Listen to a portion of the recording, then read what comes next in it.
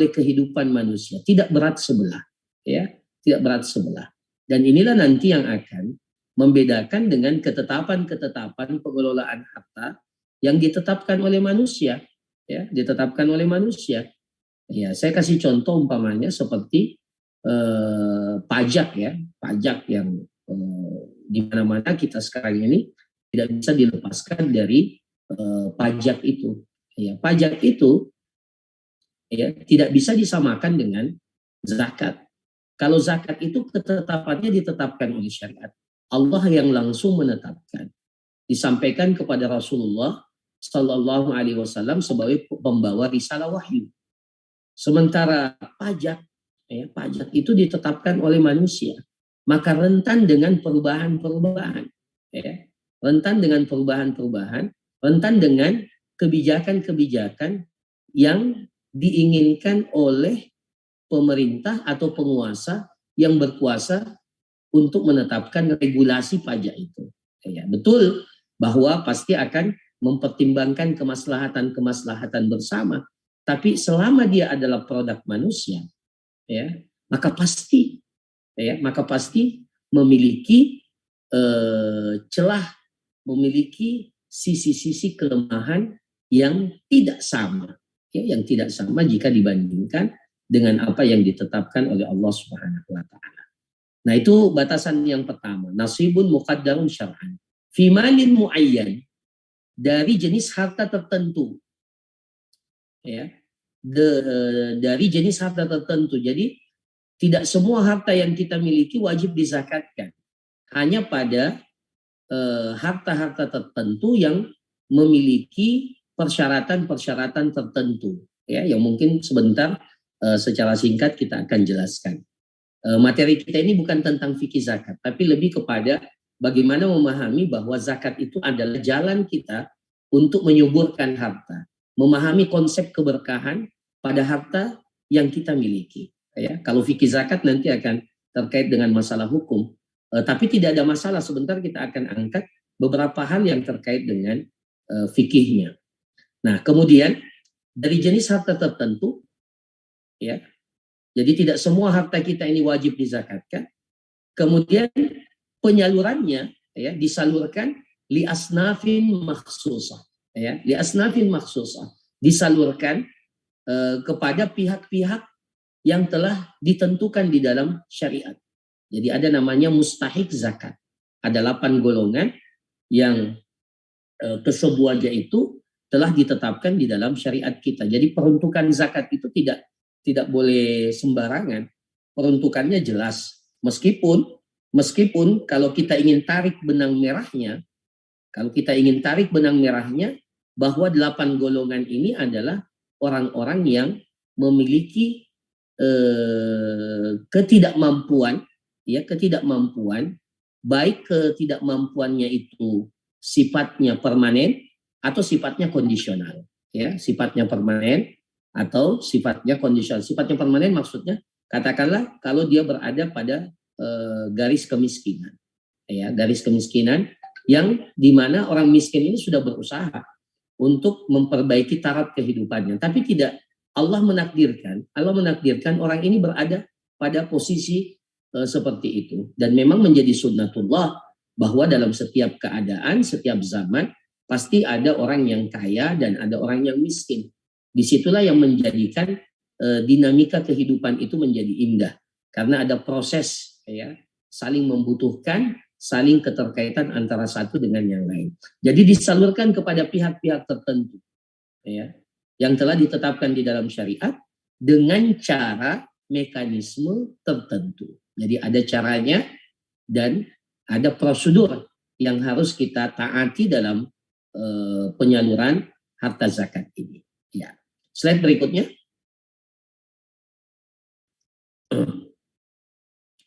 Kedudukan zakat dalam Islam. Ya. Kedudukan zakat dalam Islam. Zakat ini memiliki kedudukan, memiliki urgensi yang luar biasa dalam syariat kita. Ya. Pertama bahwa zakat ini menempati rukun Islam yang ketiga. Ya. Ketiga. Ketika kita mengatakan dia adalah rukun Islam, maka dia berbicara pada wilayah identitas keislaman kita. Ya. Bahwa salah satu di antara identitas Islam itu adalah pensyariatan zakat. Meskipun kita fahami bahwa ibadah zakat ini juga disyariatkan oleh Allah pada umat-umat terdahulu, meskipun dengan kaifiat, ya, cara mekanisme yang berbeda. Sama dengan ibadah puasa yang kita laksanakan pada hari ini, pada bulan Ramadan ini juga adalah ibadah yang disyariatkan oleh Allah pada umat-umat terdahulu, ya.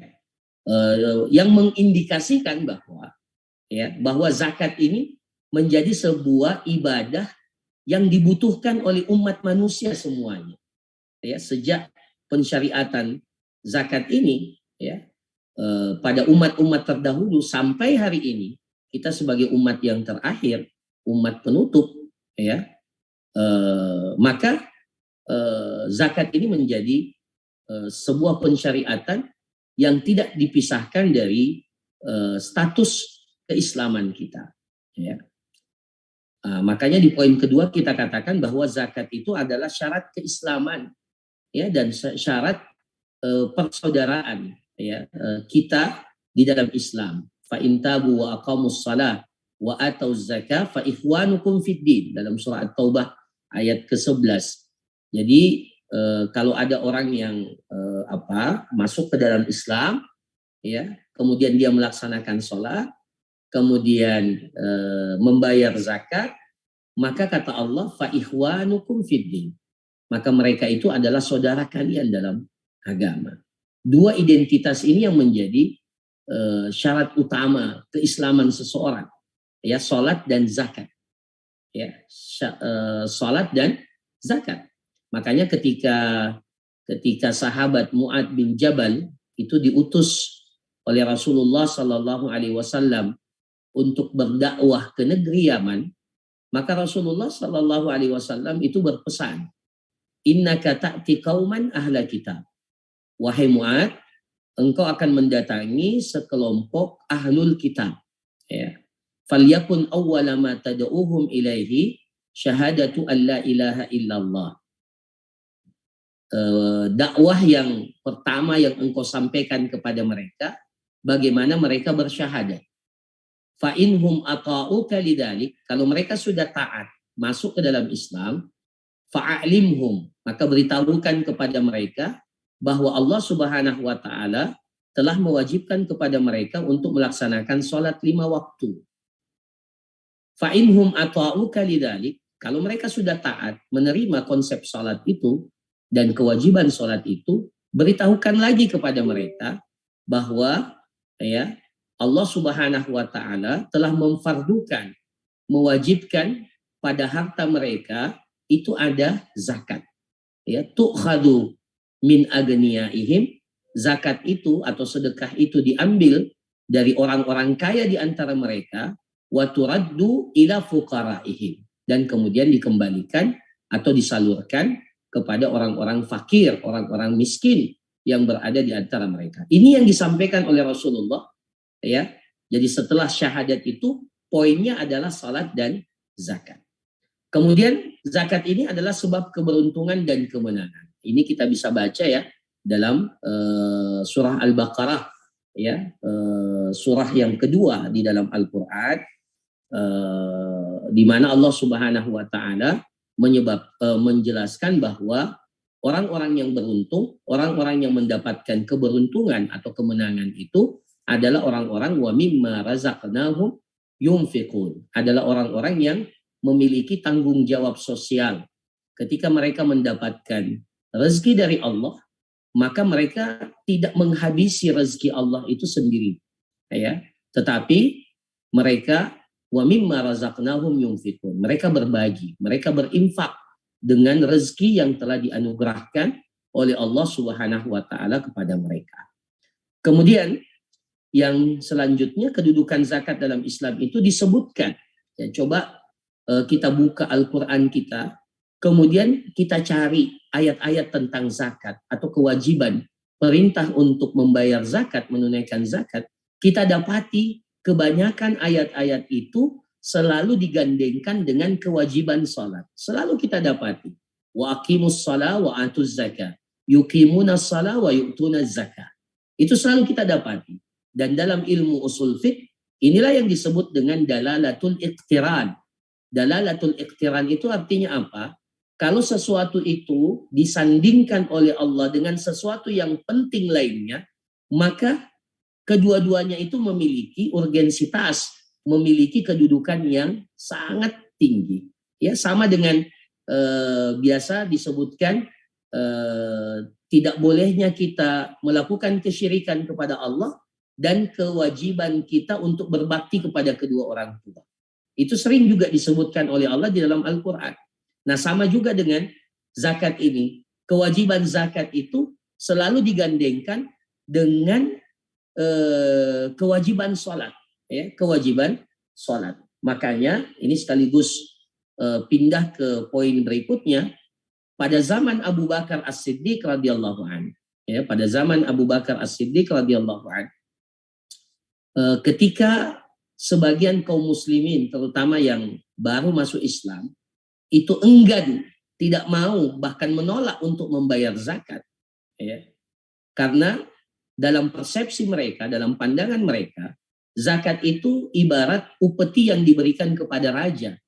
Maka setelah meninggalnya Nabi Muhammad SAW, mereka mengatakan tidak ada lagi kewajiban zakat ini.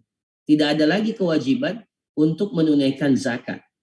Ya, maka Abu Bakar As-Siddiq itu setelah mengetahui dan melihat bahwa ada orang-orang yang tidak mau membayar zakat, maka beliau mengumumkan peperangan, ya, mengumumkan peperangan dan mengancam bahwa orang-orang yang tidak mau membayar zakat itu akan diperangi. Bahkan beliau mengatakan, la uqatilanna man farraqa bainas salati waz zakat. Niscaya pasti aku akan perangi. Aku akan perangi orang-orang yang membedakan hukum kewajiban sholat dan kewajiban zakat. Ya, jadi jelas sekali. Ya, Abu Bakar As-Siddiq, dan itu disetujui oleh para sahabat, dan maka itu menjadi sebuah kesepakatan, ya, menjadi konsensus para sahabat bahwa orang-orang yang enggan membayar zakat itu boleh, ya, diperangi karena seperti meninggalkan salat. Seperti orang itu meninggalkan kewajiban untuk melaksanakan salat. Makanya beliau mengatakan, la uqatilanna man farraqa bainas salati waz zakat. Saya akan perangi, ya, sebagai bentuk ancaman, sebagai bentuk ketegasan, ancaman sekaligus ketegasan bahwa zakat ini tidak boleh main-main. Aku akan perangi orang yang membedakan kewajiban salat dan kewajiban untuk berzakat. Nah, ini beberapa poin yang menunjukkan kepada kita betapa zakat ini memiliki kedudukan yang sangat strategis dalam syariat agama Islam yang mulia ini. Kemudian para jamaah sekalian, slide berikutnya hikmah zakat. Banyak sekali tentunya hikmah yang bisa kita pahami dari pensyariatan zakat ini. Yang pertama, bahwa zakat ini merupakan realisasi penghambaan kita kepada Allah. Ibadah kita kepada Allah itu bukan hanya sekedar ibadah fisik, bukan hanya pada ibadah lisan kita, bukan hanya pada sekedar ibadah hati kita. Ya. Ibadah dalam Islam itu sempurna, konsepnya paripurna, ya, mencakup segala hal yang berada dalam kehidupan kita. Maka seorang hamba itu tidak dikatakan sebagai hamba yang sejati, ubudiyahnya, penghambaannya kepada Allah itu tidak akan dikatakan sejati kecuali dia telah memiliki ubudiyah dari sisi harta yang ia miliki. Kan? Ya, coba ini kita tarik, ya, dalam konsep harta yang kita miliki. Harta itu tidak boleh kita hanya merasakan sendiri-sendiri, ya, kenikmatan dari harta itu. Ya. Makanya di antara ciri orang yang beriman itu di antara ciri orang yang bertakwa itu adalah orang-orang yang yunfikuna fis sarra'i wad dara. Ya. Mereka itu memiliki sifat karakteristik senang berbagi fis sarra'i wad dara, baik dalam keadaan lapang, begitu pula dalam keadaan sempit. Dalam keadaan lapang, ketika mereka memiliki harta yang cukup, bahkan lebih, ya. Begitu pula dalam kondisi sempit, dalam kondisi di mana hartanya terbatas, bahkan bisa dikatakan kurang. Tapi mereka sebagai bentuk ubudiyah kepada Allah, mereka tidak pernah membedakan kondisi itu. Dalam keadaan lapang mereka bersedekah, berinfak, begitu pula mereka, ya, dalam keadaan sempit. Dan ketahuilah para pemirsa, para hadirin hadirat yang dirahmati oleh Allah Subhanahu wa taala, salah satu tanda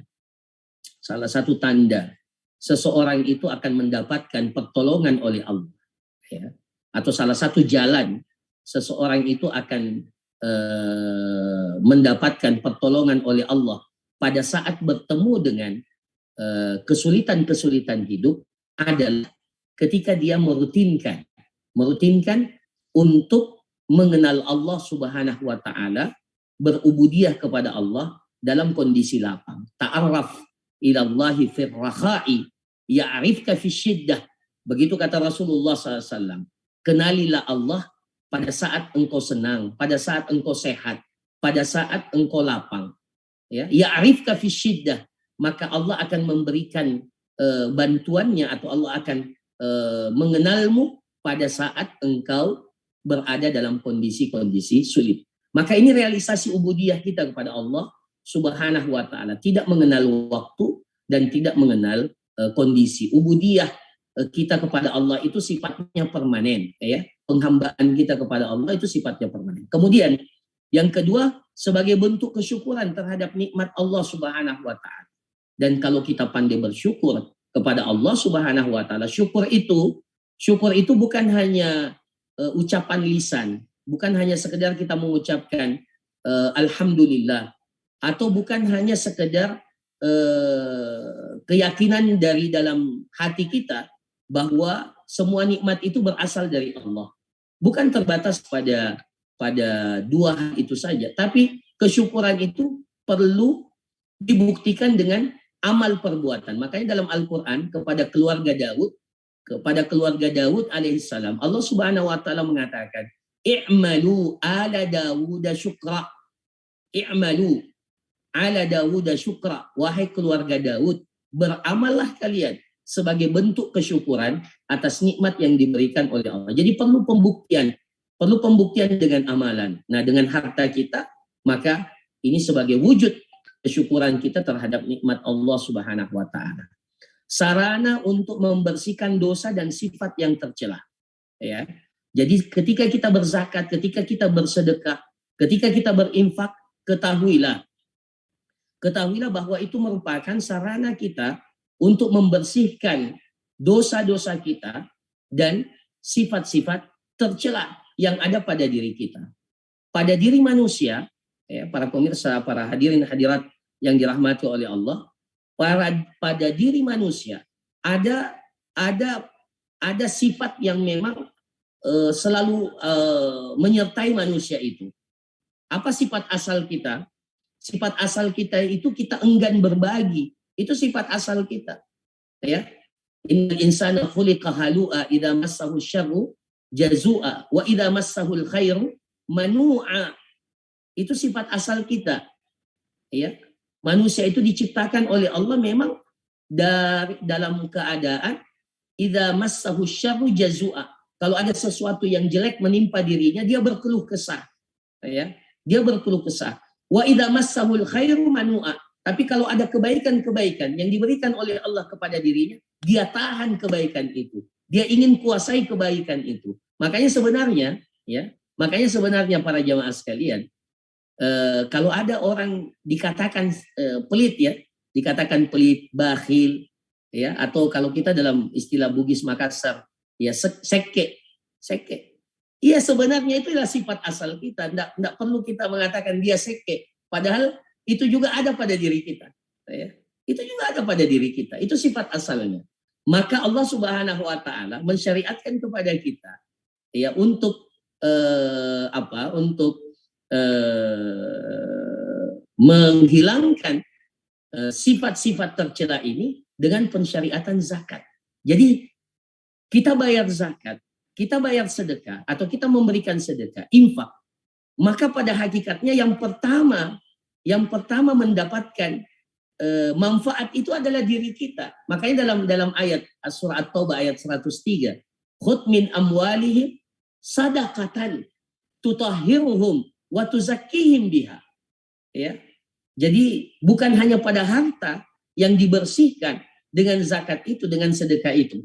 Tapi yang paling pertama dibersihkan itu adalah muzakkinya. Orang yang berzakat itu. Khudh min amwalihim. Ambillah dari harta-harta mereka. Sadaqatan, sedekah atau zakat. Tutahhiruhum. Dengan zakat itu, tutahhiruhum. Ya, dengan sedekah itu, maka orang yang bersedekah itu disucikan oleh Allah. Tutahhiruhum. Ya, disucikan dari apa? Dibersihkan dari apa? Dari sifat-sifat tercela. Wa tuzakkihim biha. Dan kemudian dengan harta zakat yang dia berikan itu, maka Allah Subhanahu wa taala akan memberikan kepada orang itu sifat-sifat terpuji. Ya, sifat-sifat yang terpuji. Jadi caranya dengan berzakat, caranya dengan bersedekah. Ya, jadi ini merupakan salah satu sarana kita untuk membersihkan dosa dan membersihkan atau menghilangkan ya atau ya kalau tidak bisa dihilangkan meminimalkan ya sifat-sifat tercela yang ada pada diri kita. Sarana untuk membersihkan harta ini jelas ya. Kita tahu harta yang kita dapatkan itu tidak semua prosesnya itu 100% murni baik ya. Murni baik. Ya, ada debu-debunya. Ada kotoran-kotorannya. Ya, saya kasih contoh yang paling sederhana. Kita semua katakanlah kalau kita kerja di salah satu lembaga, salah satu instansi baik pemerintah atau swasta, ya, sudah ditetapkan waktu berkantor kita dari jam 8 umpamanya sampai jam 4 sore atau jam berapa. Terkadang kan kita terlambat. Ya. Terkadang juga kita tidak memenuhi apa yang diminta pada saat kita masuk kerja. Ya, otomatis sebenarnya kalau kita ingin bersikap objektif, otomatis gaji yang kita dapatkan setiap bulan itu tidak semua menjadi hak kita karena sebenarnya kalau gajinya diberikan sempurna, ya, ada sesuatu yang bukan merupakan hak kita pada harta itu. Ya, ini contoh sederhana saja. Maka bagaimana cara membersihkannya? Dengan zakat. Ya, jadi ada debu-debu, ada kotoran-kotoran pada harta kita yang harus kita bersihkan. Begitu pula dalam proses kita mendapatkan harta, kadang kita jengkel. Kadang kita dapatkan harta itu dengan perasaan yang tidak nyaman dan seterusnya. Ya, atau kita sampai sampai menjelek-jelekkan orang lain dalam proses kita mendapatkan harta itu. Ya. Ya, biasanya kalau para pedagang itu kan, ya ini barang saya yang paling murah. Kalau ke toko sebelah biasanya ya itu lebih mahal. Biasanya kan kita sampai seperti itu. Biasanya dalam hubungan interaksi kita kadang ya sadar atau tidak sadar melakukan hal-hal yang dalam tanda kutip salah dalam proses mendapatkan harta itu. Maka bagaimana cara membersihkannya? Salah satunya diantaranya adalah dengan melakukan zakat, ya, membayar zakat.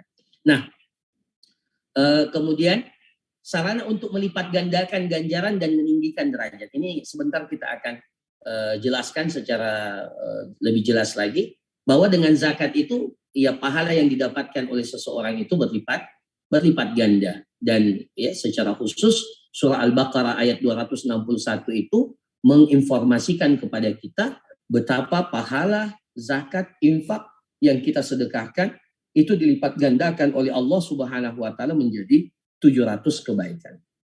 Kemudian zakat itu merupakan kepedulian terhadap pihak yang membutuhkan. Islam adalah agama yang salah satu ciri daripada agama kita ini berangkat dari dasar kepedulian. Coba lihat ya apa yang disyariatkan oleh Allah dalam kehidupan kita rata-rata berangkat dari kepedulian.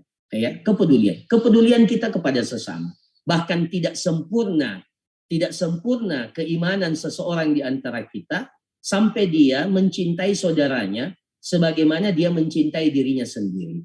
La yu'minu ahadukum hatta yuhibba li akhihi ma yuhibbu li nafsi. Tidak sempurna keimanan di antara kalian sampai dia mencintai saudaranya, ya, peduli kepada saudaranya, ya, peduli kepada saudaranya sebagaimana ia cinta kepada dirinya sendiri. Itu dasar konsep persaudaraan di dalam Islam. Jadi berangkat dari kepedulian. Nah, zakat ini meskipun bentuknya adalah ubudiyah, penghambaan kita kepada Allah Subhanahu wa taala, tetapi ini juga memiliki keterikatan yang sangat erat dengan konsep kepedulian kita kepada pihak-pihak orang-orang yang membutuhkan.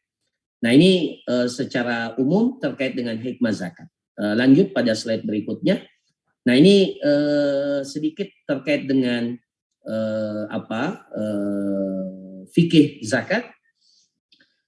Para pemirsa sekalian, hadirin dan hadirat yang dirahmati oleh Allah, jenis zakat dalam Islam itu ada dua. Ya. Jenis zakat dalam Islam itu ada dua. Ada namanya zakatul mal, ya. Ada namanya zakatul mal. Zakat yang berada pada harta kita, harta yang tertentu, yang tentunya tidak semua harta yang kita miliki itu wajib dizakatkan. Kemudian ada namanya zakatul badan, ya, zakatul badan, atau yang biasa kita kenal zakatul fitrah, ya, zakat fitrah atau zakat fitri, ya, yang kita keluarkan di bulan Ramadan ini, ya.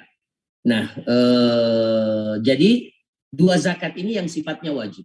Ya, dua zakat ini yang dibebankan kewajibannya kepada kita semua ketika kita memenuhi persyaratan-persyaratan untuk mengeluarkan dua jenis zakat ini. Meskipun ada perbedaan antara zakat harta dan zakat badan, ya.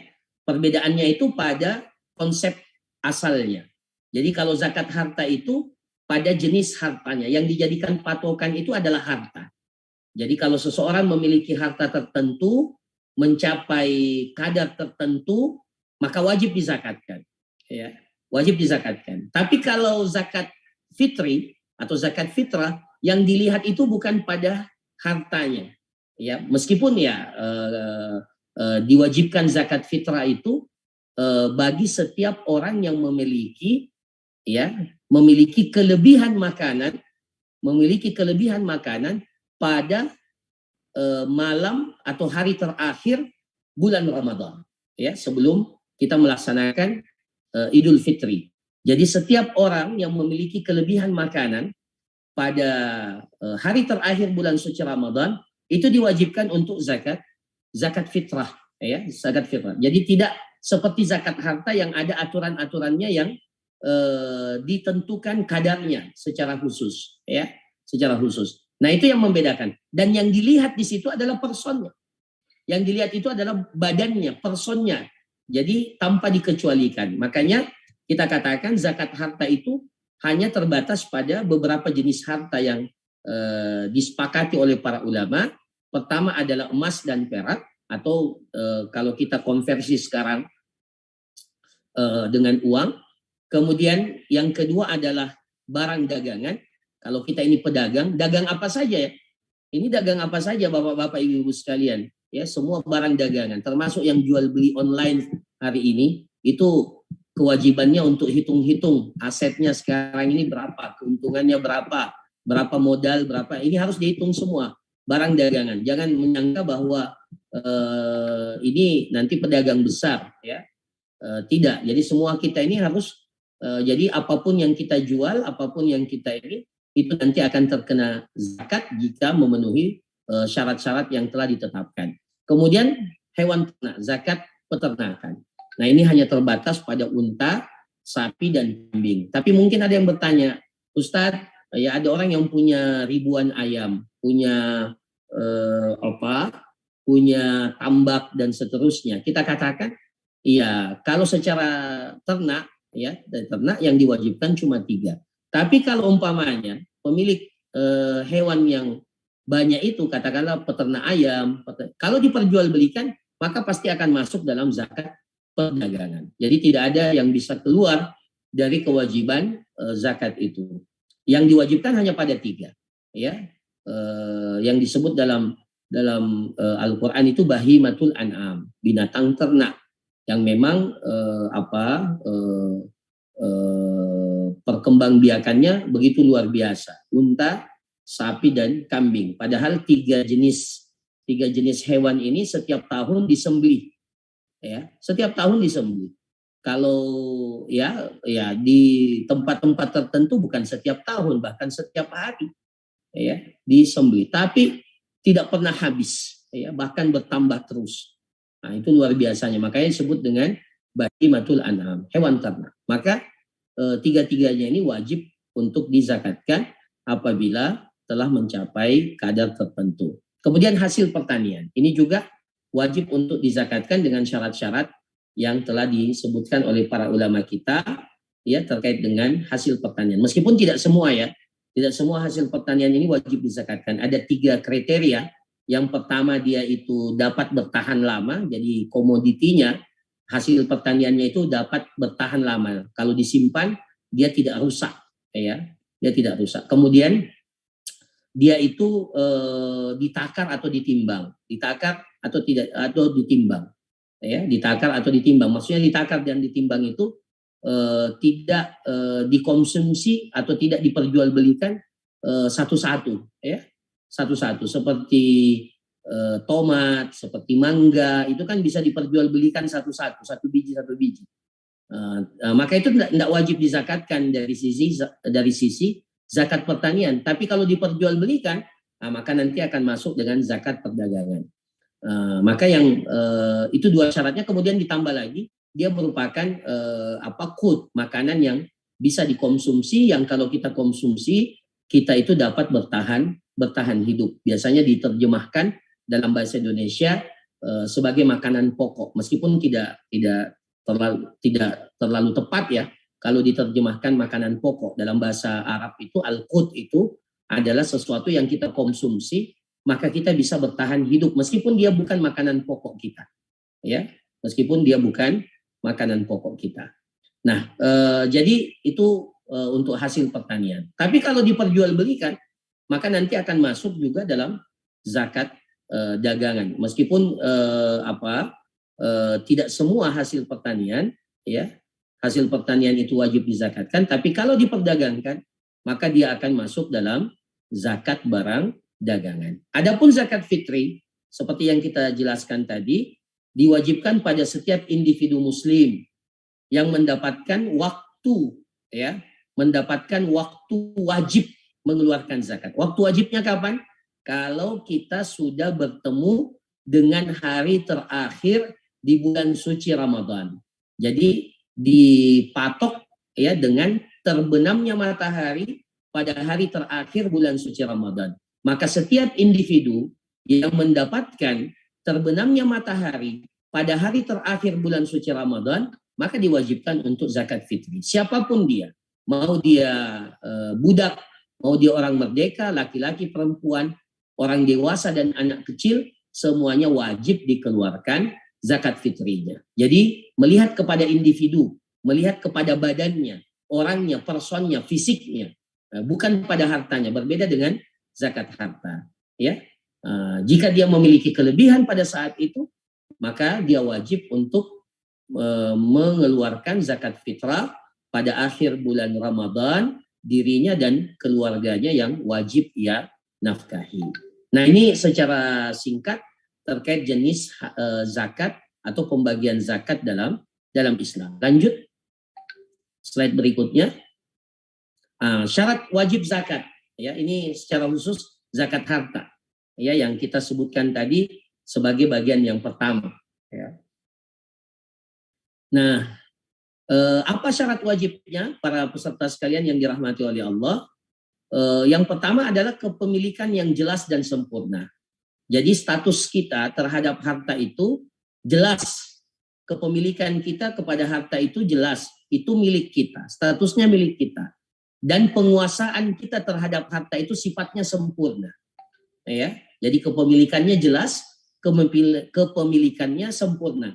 Ada harta kita, tapi kita tidak menguasainya secara sempurna. Maka itu tidak wajib dizakatkan, kecuali nanti kalau kita sudah dapatkan harta itu secara sempurna. Contohnya begini. Kepemilikan yang jelas tapi tidak sempurna. Contohnya ada seorang wanita yang dinikahi oleh seorang laki-laki. Ya. Kemudian pada saat akad nikah,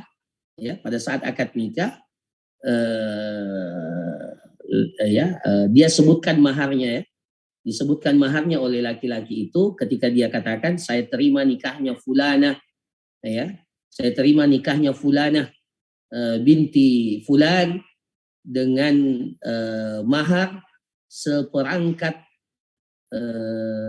perhiasan emas, seperangkat perhiasan emas sekian gram, katakanlah berapa gram ya, katakanlah 20 gram umpamanya 20 gram, seperangkat emas 20 gram, tapi tidak dibayar tunai, dibayar tunda karena Allah Subhanahu wa taala, dibayar tunda, bukan dibayar tunai, dibayar tunda karena Allah Subhanahu wa taala. Artinya dia berutang, kan boleh. Mahar itu berutang, boleh. Nah, jadi wanita ini memiliki emas, tapi masih sifatnya utang, menjadi tanggung jawab suaminya. Jadi dia punya harta, tapi belum dia kuasai secara sempurna, masih bersifat utang, pinjaman yang belum dilunaskan oleh sang suami. Maka ini harta tidak wajib dizakatkan. Kenapa? Karena kepemilikannya belum sempurna. Sama juga kalau ada orang yang pinjam uang sama kita, kemudian ternyata orang itu kita tagih, kita minta uang itu, ternyata pengembaliannya mengalami masalah, maka ketika perhitungan zakat, utang yang seperti ini yang berada pada seseorang yang kita belum tentu apakah ini utang kembali atau tidak, harta uang saya ini kembali atau tidak, karena orangnya sudah sekian kali ditagih, tidak respon, bahkan cenderung untuk menghindar. Maka kata para ulama, ini harta yang seperti ini itu ketika perhitungan zakat tidak dimasukkan. Kenapa? Karena kepemilikan kita itu tidak sempurna pada harta itu. Jadi harta itu, harta zakat itu yang wajib dizakatkan kalau kepemilikan jelas dan sempurna.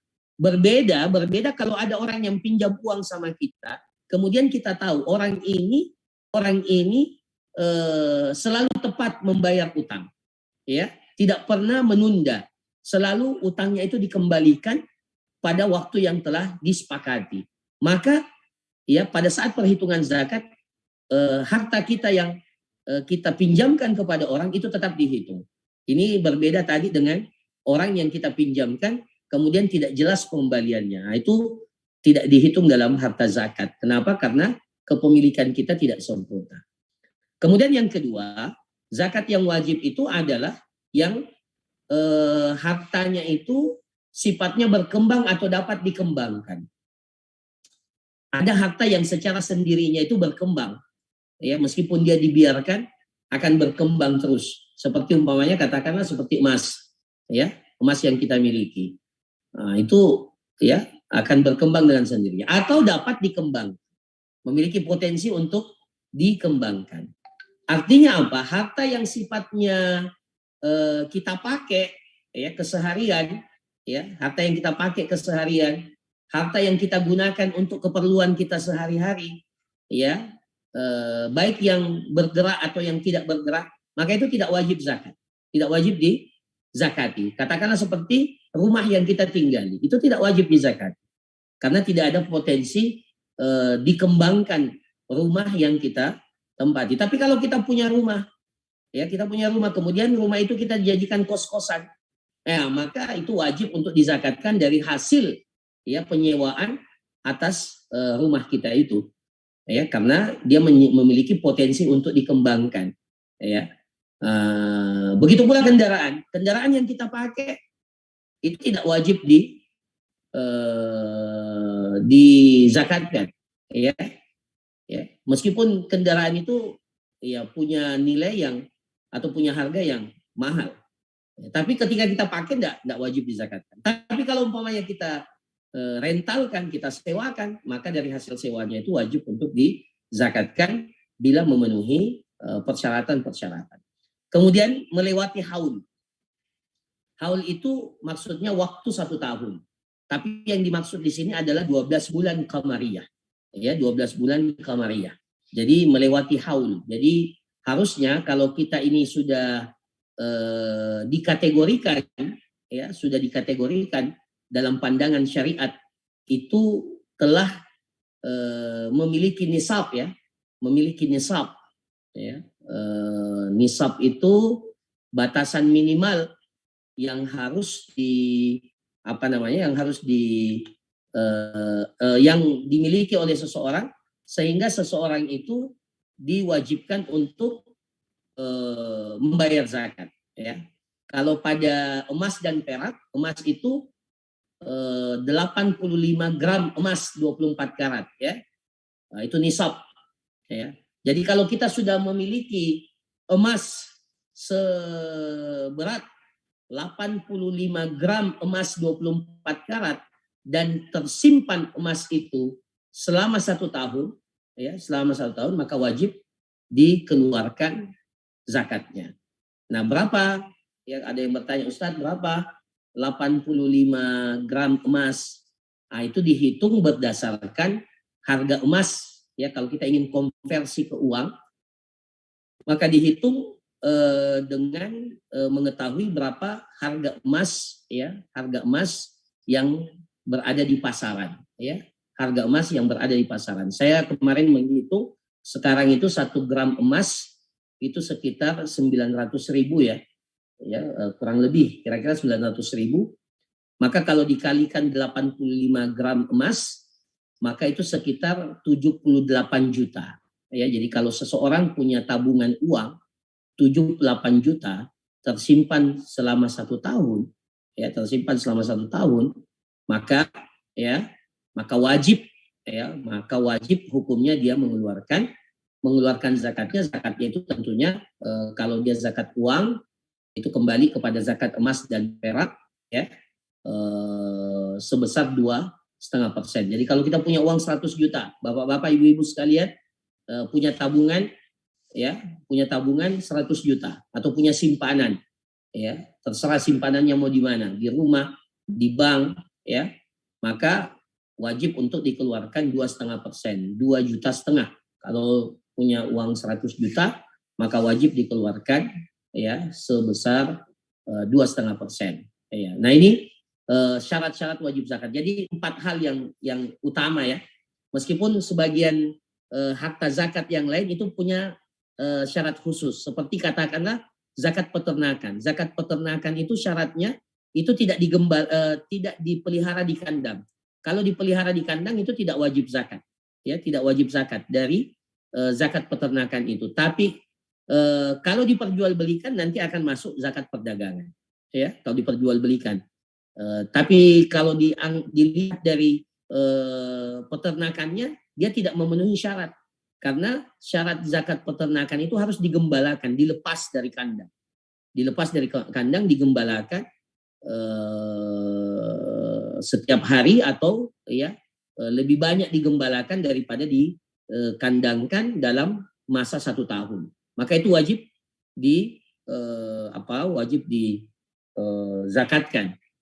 Tapi kalau dia di kandang, pakannya diantar ke kandang, maka itu tidak wajib dizakatkan dari zakat peternakan, ya, dari zakat peternakan. Begitu pula terkait dengan haul. Pada zakat pertanian itu tidak mengenal haul, ya. Pada zakat pertanian itu tidak mengenal haul. Zakat pertanian itu setiap panen, ya, wa atu haqqahu yauma hasadihi, dan berikanlah hak yang ada pada pada tumbuh-tumbuhan itu, ya, pada saat dia pada saat dia panen, ya. Jadi dia tidak mengenal haul 12 bulan kalau dalam zakat pertanian. Yang dikenal adalah bahwa setiap dia panen, ketika dia mencapai nisabnya itu wajib untuk dizakatkan. Nah, ini syarat umum yang penting untuk kita ketahui terkait dengan kewajiban kita untuk berzakat. Ini secara hukum fikih, ya. Jadi para jamaah sekalian, hadirin hadirat yang dirahmati oleh Allah, itu dari sisi hukum fikihnya sedikit kita singgung karena memang terkait dengan zakat. Kemudian kita pindah ke apa yang menjadi materi kita pada hari ini, bahwa zakat itu menyuburkan harta, ya, menyuburkan harta. Zakat itu merupakan jalan kita untuk mendapatkan keberkahan harta. Apa sih yang kita cari dalam hidup ini? Ya, apakah sih yang kita cari? Yang kita cari kalau kita orang beriman itu keberkahan, ya, itu keberkahan, ya. Dan keberkahan itu memiliki konsep penilaian yang berbeda dengan pandangan manusia, apalagi kalau dipandang dari sudut materi, ya. Ya, pemahaman kebendaan materialistik itu tidak sama dengan konsep keberkahan yang ada dalam Islam, ya, yang ada dalam Islam. Kita selalu minta apa? Kita ada orang yang menikah, kita ucapkan apa? Barakallahu lak wa baraka alaik wa jama'a bainakuma fi khair. Semoga keberkahan, ya, senantiasa tercurah kepadamu, ya. Semoga keberkahan itu selalu diberikan oleh Allah kepada kalian berdua, dan semoga kalian berdua selamanya disatukan dalam kebaikan. Itu pada orang yang baru menikah kita doakan seperti itu, keberkahan. Kalau dia mendapatkan momongan, kita doakan lagi keberkahan. Barakallahu laka fil mauhubilak, ya. Semoga keberkahan diberikan kepada anak yang diberikan oleh Allah kepadamu, ya. Kita doakan keberkahan, ya. Jadi ya, bahkan sebagian itu selalu mengatakan barakallahu lak, ya, barakallahu lak. Kalau mendoakan orang, barakallah, ya, semoga Allah memberkahimu, ya. Kita dulu waktu kecil diajarkan doa makan, Allahumma barik lana fima razaqtana, ya, Allah berikanlah keberkahan terhadap rezeki yang engkau berikan kepada kami. Jadi yang kita cari itu adalah berkah, ya. Kalau kita orang yang beriman, kita ingin menjadi manusia yang berberkah. Kita ingin anak keluarga kita adalah anak dan keluarga istri yang berberkah. Kita punya harta, kita ingin harta kita ini berberkah. Nah, apa berkah itu? Dalam pandangan syariat, berkah itu memiliki beberapa makna. Yang paling penting ada 3 makna, ya. 3 makna. Pertama, bahwa keberkahan itu artinya bahwa pada sesuatu yang diberkahi oleh Allah itu ada kebaikan-kebaikan, ya. Ada kebaikan-kebaikan. Jadi kalau Allah sudah memberkahi sesuatu, ketahuilah para pemirsa sekalian, hadirin dan hadirat yang dirahmati oleh Allah, ya, maka pada sesuatu itu terdapat kebaikan-kebaikan, ya. Bahkan sebagiannya sifatnya permanen. Katakanlah seperti bulan suci Ramadan ini. Rasulullah katakan, laqad ja'akum syahrul Ramadan, syahrun mubarak. Telah datang kepada kalian bulan Ramadan, bulan yang diberkahi. Apa makna bulan diberkahi? Bahwa Ramadan ini memiliki kebaikan-kebaikan yang luar biasa. Begitu sangat banyak, ya. Itu makna keberkahan. Jadi kalau Allah sudah berkahi, maka pada sesuatu itu terdapat kebaikan-kebaikan yang sangat banyak, ya. Ya, saya perhatikan, atau kita semua lah, ya, bukan saya saja, kita semua memperhatikan kalau masuk bulan suci Ramadan ini, kita tidak berbicara ibadah ketaatan kepada Allah, itu sudah jelas, ya, kebaikan-kebaikannya, ya.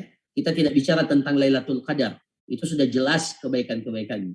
dari sisi gerak laju pertumbuhan ekonomi, ya, di bulan Ramadan, ya, luar biasa kebaikan-kebaikannya, ya.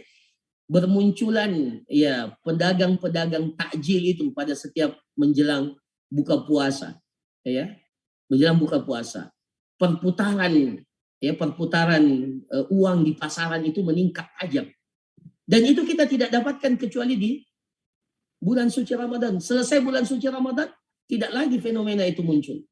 Itu makna keberkahan, bahwa ternyata pada sesuatu yang diberkahi itu terdapat kebaikan-kebaikan. Saya kasih contoh lagi yang lain. Mekah. Mekah itu, kalau melihat apa yang disampaikan oleh Nabiullah Ibrahim alaihissalam, Mekah itu berada pada posisi yang berada di satu lembah yang tidak ada tumbuh-tumbuhan di dalamnya. Inni askantu min dzurriyyati biwadin ghairi zizar'in. Saya meninggalkan keluarga saya, istrinya Hajar dan putranya Ismail alaihissalam, itu ditinggalkan di satu lembah yang sama sekali tidak ada ghairi zizar'in. Tidak ada tumbuh-tumbuhan di Mekah itu. Tapi para jamaah sekalian, karena Allah telah menetapkan Mekah itu berkah, ya. Inna awwala baitin wudi'a lin-nasi lalladzi bi Bakkah mubaraka. Sesungguhnya rumah yang pertama yang diletakkan oleh Allah, ya, diletakkan oleh Allah di atas muka bumi ini untuk manusia adalah rumahnya Allah yang berada di kota Mekah. Kemudian Allah mensifatkan kota Mekah itu mubaraka, kota yang diberkahi, tempat yang diberkahi. Maka meskipun tandus, meskipun kering kerontang, tapi kebaikannya luar biasa. Ya, itu Mekah kan itu dipenuhi dengan, di samping-samping Mekah, kota Mekah itu dipenuhi dengan gunung batu. Makanya kalau kita ke Mekah itu jalan-jalan di Mekah, itu kita masuk terowongan, keluar terowongan. Ya, karena memang rata-rata dari di sekitar Mekah itu gunung-gunung batu. Untuk membuat jalan itu harus dibuatkan terowongan. Tapi karena diberkahi oleh Allah, maka kebaikannya sangat banyak. Kebaikannya sangat banyak. Ya, tidak usah kita jelaskan kebaikan Mekah itu sangat banyak. Ya, yang sifatnya ibadah itu sudah jelas. Ya, kebaikannya luar biasa.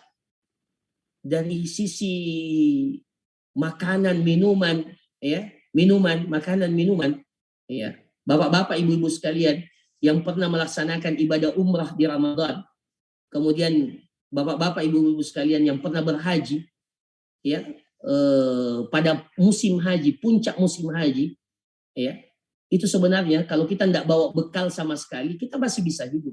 Masya Allah, luar biasa kebaikan-kebaikan. Ya, apalagi seperti bulan suci Ramadan ini. Kalau kita ini bisa bertahan dengan makan kurma dan seterusnya, tidak perlu bawa bekal pergi umrah ke Mekah. Ya, cukup dengan air zam-zam dan kurma yang kita makan. Cuma masalahnya kita ini orang Indonesia, kalau tidak ada nasi, ya, maka tidak dikatakan makanan. Tapi kalau masih bisa bertahan dengan itu, maka insya Allah bisa hidup, ya, selama bulan suci Ramadan. Luar biasa kebaikan-kebaikannya. Ya. Jadi itu yang dinamakan keberkahan. Jadi kebaikan pada sesuatu. Kemudian termasuk di antara makna keberkahan itu berkembang dan bertambah. Ya, berkembang dan bertambah. Jadi secara kuantitas dia ada pertambahan. Ya, dia ada pertambahan. Ada perkembangan, ya, ada perkembangan, ada peningkatan yang dirasakan dari harta yang kita miliki. Itu makna keberkahan, ya, itu makna keberkahan. Kemudian yang ketiga, kebahagiaan, as-sa'adah, ya, as-sa'adah. Jadi dikatakan kepada seseorang bahwa keluarganya berberkah apabila keluarga itu selalu merasakan kebahagiaan. Meskipun dari sisi harta dia tidak memiliki harta yang banyak, hartanya pas-pasan, ya, secukupnya, ya. Tapi mereka merasakan kebahagiaan itu. Nah, ketahuilah kebahagiaan itu adalah keberkahan, ya. Kebahagiaan itu keberkahan. Jadi tidak melulu kita lihat keberkahan itu dari sisi kuantitas, ya. Bisa saja orang punya harta yang banyak, tapi tidak berkah. Artinya dia tidak mendapatkan dan tidak merasakan sentuhan kebahagiaan pada harta yang dia miliki. Nah, ini yang pertama. Kemudian yang kedua, keberkahan itu hanya berasal dari Allah. Tidak boleh kita meminta keberkahan itu kepada selain Allah. Ya, dalam doa kunut kita selalu mengatakan wa barik li fima a'tait.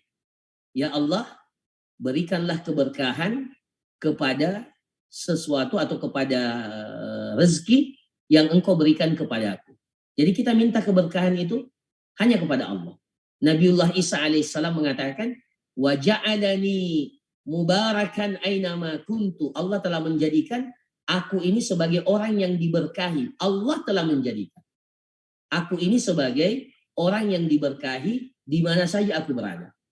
Itu kata Nabiullah Isa alaihissalam sebagaimana yang terdapat dalam Al-Quran. Jadi keberkahan itu hanya kita minta kepada Allah. Tidak boleh keberkahan itu kita minta kepada selain Allah. Yang berhak untuk memberikan keberkahan pada sesuatu hanyalah Allah Subhanahu wa taala. Maka jangan sampai kita ini melakukan kesyirikan. Ya, mengharapkan keberkahan tapi kita melakukan kesyirikan. Kita melakukan hal-hal yang bertentangan dengan prinsip tauhid kita kepada Allah. Ya, maka keberkahan itu hanya berasal dari Allah. Kepada Allah kita minta keberkahan itu. Ya, ya, tidak boleh kita memintanya kepada yang lain. Ya, meskipun kalau sudah diberkahi sesuatu itu, maka insya Allah kebaikannya itu akan dirasakan oleh orang banyak. Ya. Kemudian, nah ini konsep yang ketiga atau prinsip yang ketiga dalam kaitannya keberkahan harta. Keberkahan harta itu harus diusahakan. Ya, harus diusahakan.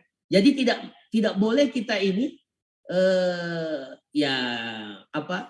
kita dapat harta kemudian kita tidak lihat bagaimana proses harta itu, bagaimana pengelolaan harta itu, bagaimana pemanfaatan harta itu. Semuanya ini mulai dari proses mendapatkan harta. Ketika kita mendapatkan harta, kemana harta itu kita manfaatkan, itu semuanya harus diusahakan agar kita mendapatkan keberkahan. Jadi keberkahan itu tidak bagi manusianya. Ya, kalau kita ingin mendapatkan keberkahan, maka keberkahan itu harus diusahakan. Makanya dalam Al-Quran Allah Subhanahu wa taala berfirman, "Walau anna ahlal qura amanu wattaqau, la fatahna 'alaihim barakatim minas sama." Kalau sekiranya penduduk satu negeri itu beriman dan bertakwa kepada Allah, maka kami akan bukakan. Jadi beriman dan bertakwa, maka kami akan bukakan kepada mereka pintu-pintu keberkahan dari langit dan dari muka bumi. Tapi syaratnya harus diusahakan, ya, harus diusahakan. Jadi baik pada proses kita mendapatkan harta, kemudian ketika kita sudah mendapatkan harta ini mau diapakan? Harta ini dikelola secara bagaimana? Ada aturan-aturan yang mengikat, ya, pada pengelolaan harta. Kemudian ketika kita ingin belanjakan, bagaimana proses pembelanjaan, pemanfaatan harta itu, ya? Maka ini yang akan menjadikan harta kita itu menjadi berkah, ya. Ya. Dilihat dari 3 unsur ini. Bagaimana kita mendapatkan? Ketika kita sudah dapatkan dan ketika kita ingin membelanjakan, memanfaatkan harta yang kita miliki, maka nanti pada hari kiamat, ya, salah satu yang akan ditanyakan itu masalah harta. Dan khusus masalah harta ini 2 pertanyaannya. Min aina tasabah wa fima anfaqa. Dari mana engkau mendapatkan harta itu dan kemana engkau membelanjakan harta itu. Kemudian yang terakhir, para jamaah sekalian, keberkahan harta itu tidak permanen. Beda dengan keberkahan Mekah, beda dengan keberkahan Ramadan yang sifatnya permanen. Kalau pada harta yang kita miliki, itu keberkahannya harus diusahakan. Dan kalau kita sudah dapatkan, ketahuilah, kalau kita melanggar, maka keberkahannya bisa dicabut oleh Allah. Ya, bisa dicabut oleh Allah. Dalilnya apa? Rasulullah Shallallahu Alaihi Wasallam mengatakan, al-bayyi'ani bil khiyari ma lam yatafarraqa. Orang yang melakukan transaksi jual beli itu memiliki hak khiyar selama keduanya itu belum berpisah.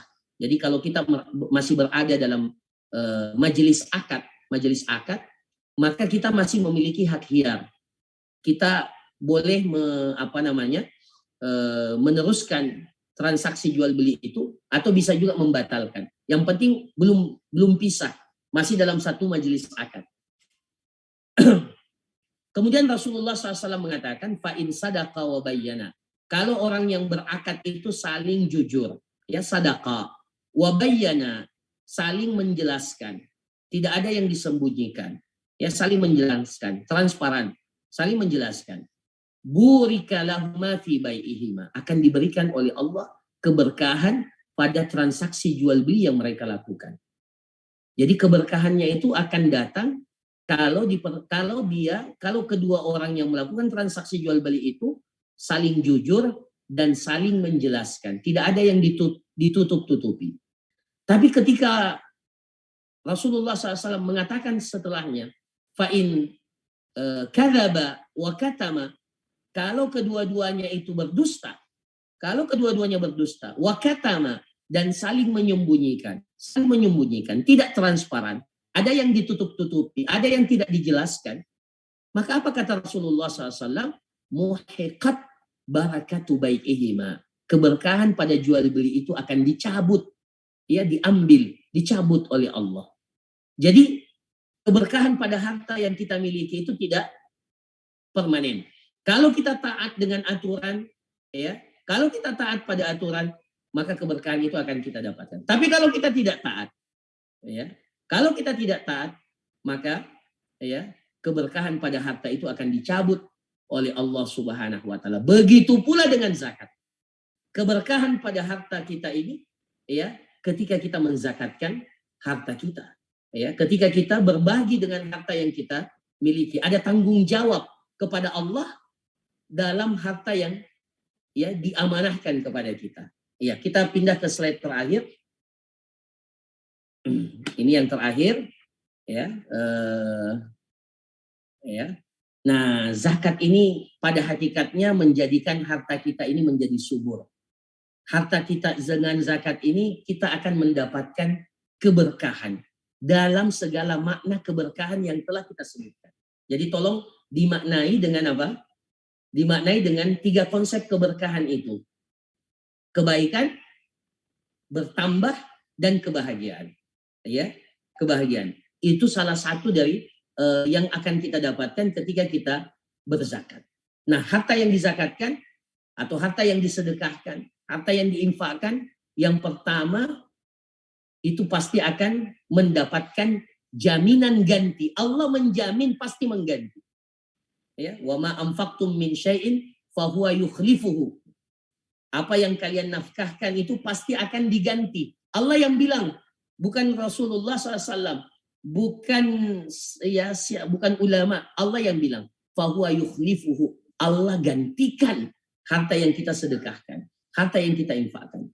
Ya, kira-kira ya, yang persoalannya terkadang kita tidak yakin ya dengan penggantian ini. Tapi gantinya apakah diberikan ganti yang sama, ganti yang lebih, atau ganti yang lain? Kita tidak tahu.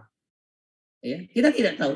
Gantinya itu bisa berupa umur yang panjang, gantinya itu bisa berupa kebahagiaan, gantinya itu bahwa ada sesuatu yang akan menimpa kita, kemudian karena kita bersedekah, ya, berinfak, maka sesuatu yang berbahaya itu dihindarkan oleh Allah. Itu artinya wa fahuwa yukhlifu, tapi pasti Allah ganti. Ya. Ya. Pasti Allah ganti. Begitu pula dalam surah Al-Anfal, ya. Wa ma anfaqtum fi syai'in fi sabilillah yuwaffa ilaikum. Akan dibalas secara sempurna oleh Allah. Ya. Dibalas secara sempurna, yuwaffa ilaikum, dibalas secara sempurna oleh Allah. Jadi para jamaah sekalian, jangan pernah ragu untuk berzakat, jangan pernah ragu untuk bersedekah, berinfak.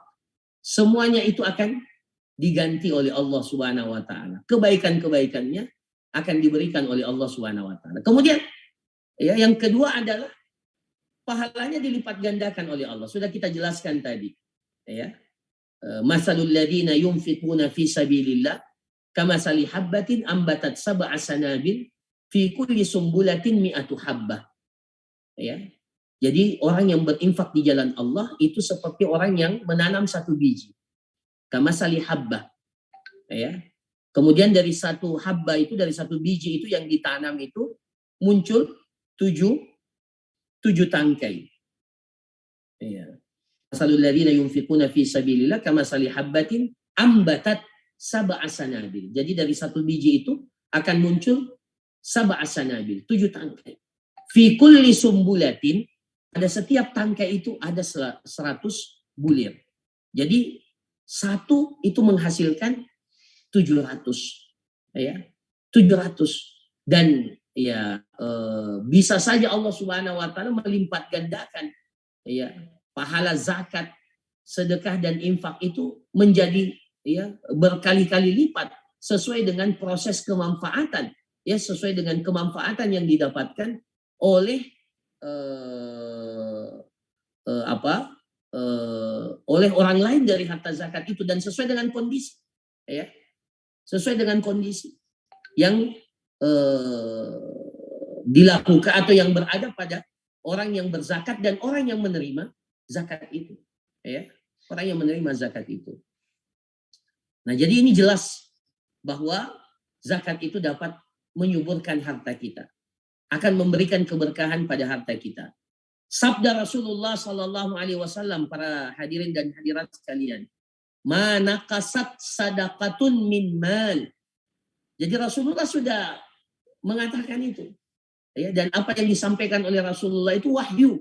Mana kasat sadaqatun min mal, harta yang kita sedekahkan itu tidak akan mengurangi harta kita. Ya, ya. Pertanyaannya sekarang ini, kita percaya tak dengan sabda Rasulullah SAW ini? Jadi Rasulullah sudah katakan, mana kasat sadaqah. Jadi harta yang kita sedekahkan, ya harta yang kita sedekahkan itu tidak akan mengurangi harta kita. Ya, harta yang disedekahkan tidak akan berkurang, tidak akan mengurangi harta yang kita miliki. Ya, memang, ya kaidah umumnya mengatakan kalau ada sesuatu kita ambil sebagiannya, maka sesuatu itu berkurang.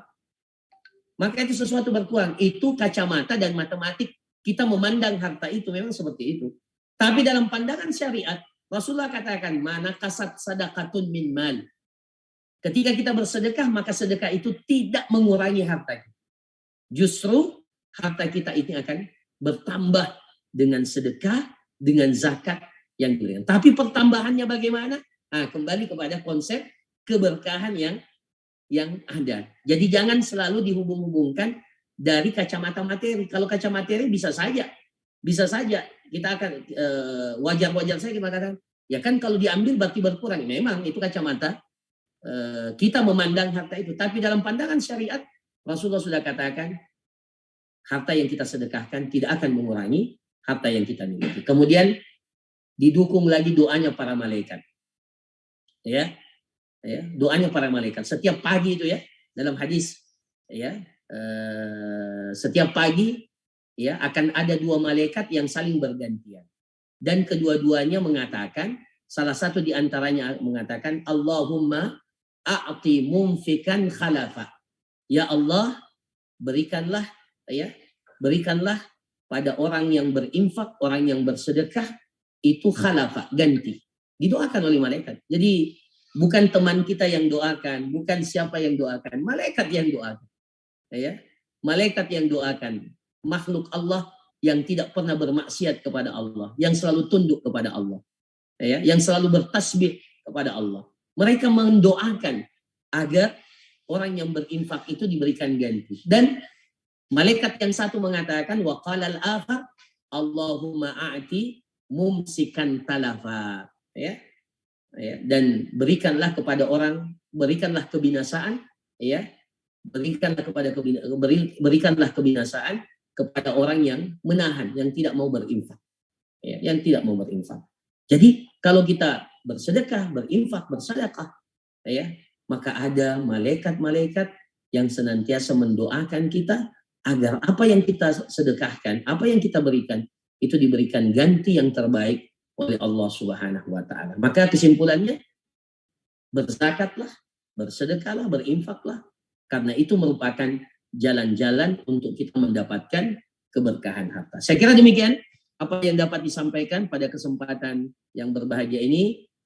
Tentunya masih banyak yang kurang, yang belum tersampaikan, tapi mudah-mudahan apa yang disampaikan ini memberikan gambaran kepada kita bagaimana zakat itu menjadi jalan agar kita mendapatkan keberkahan pada harta yang kita miliki. Barakallahu fikum, jazakumullah khairan.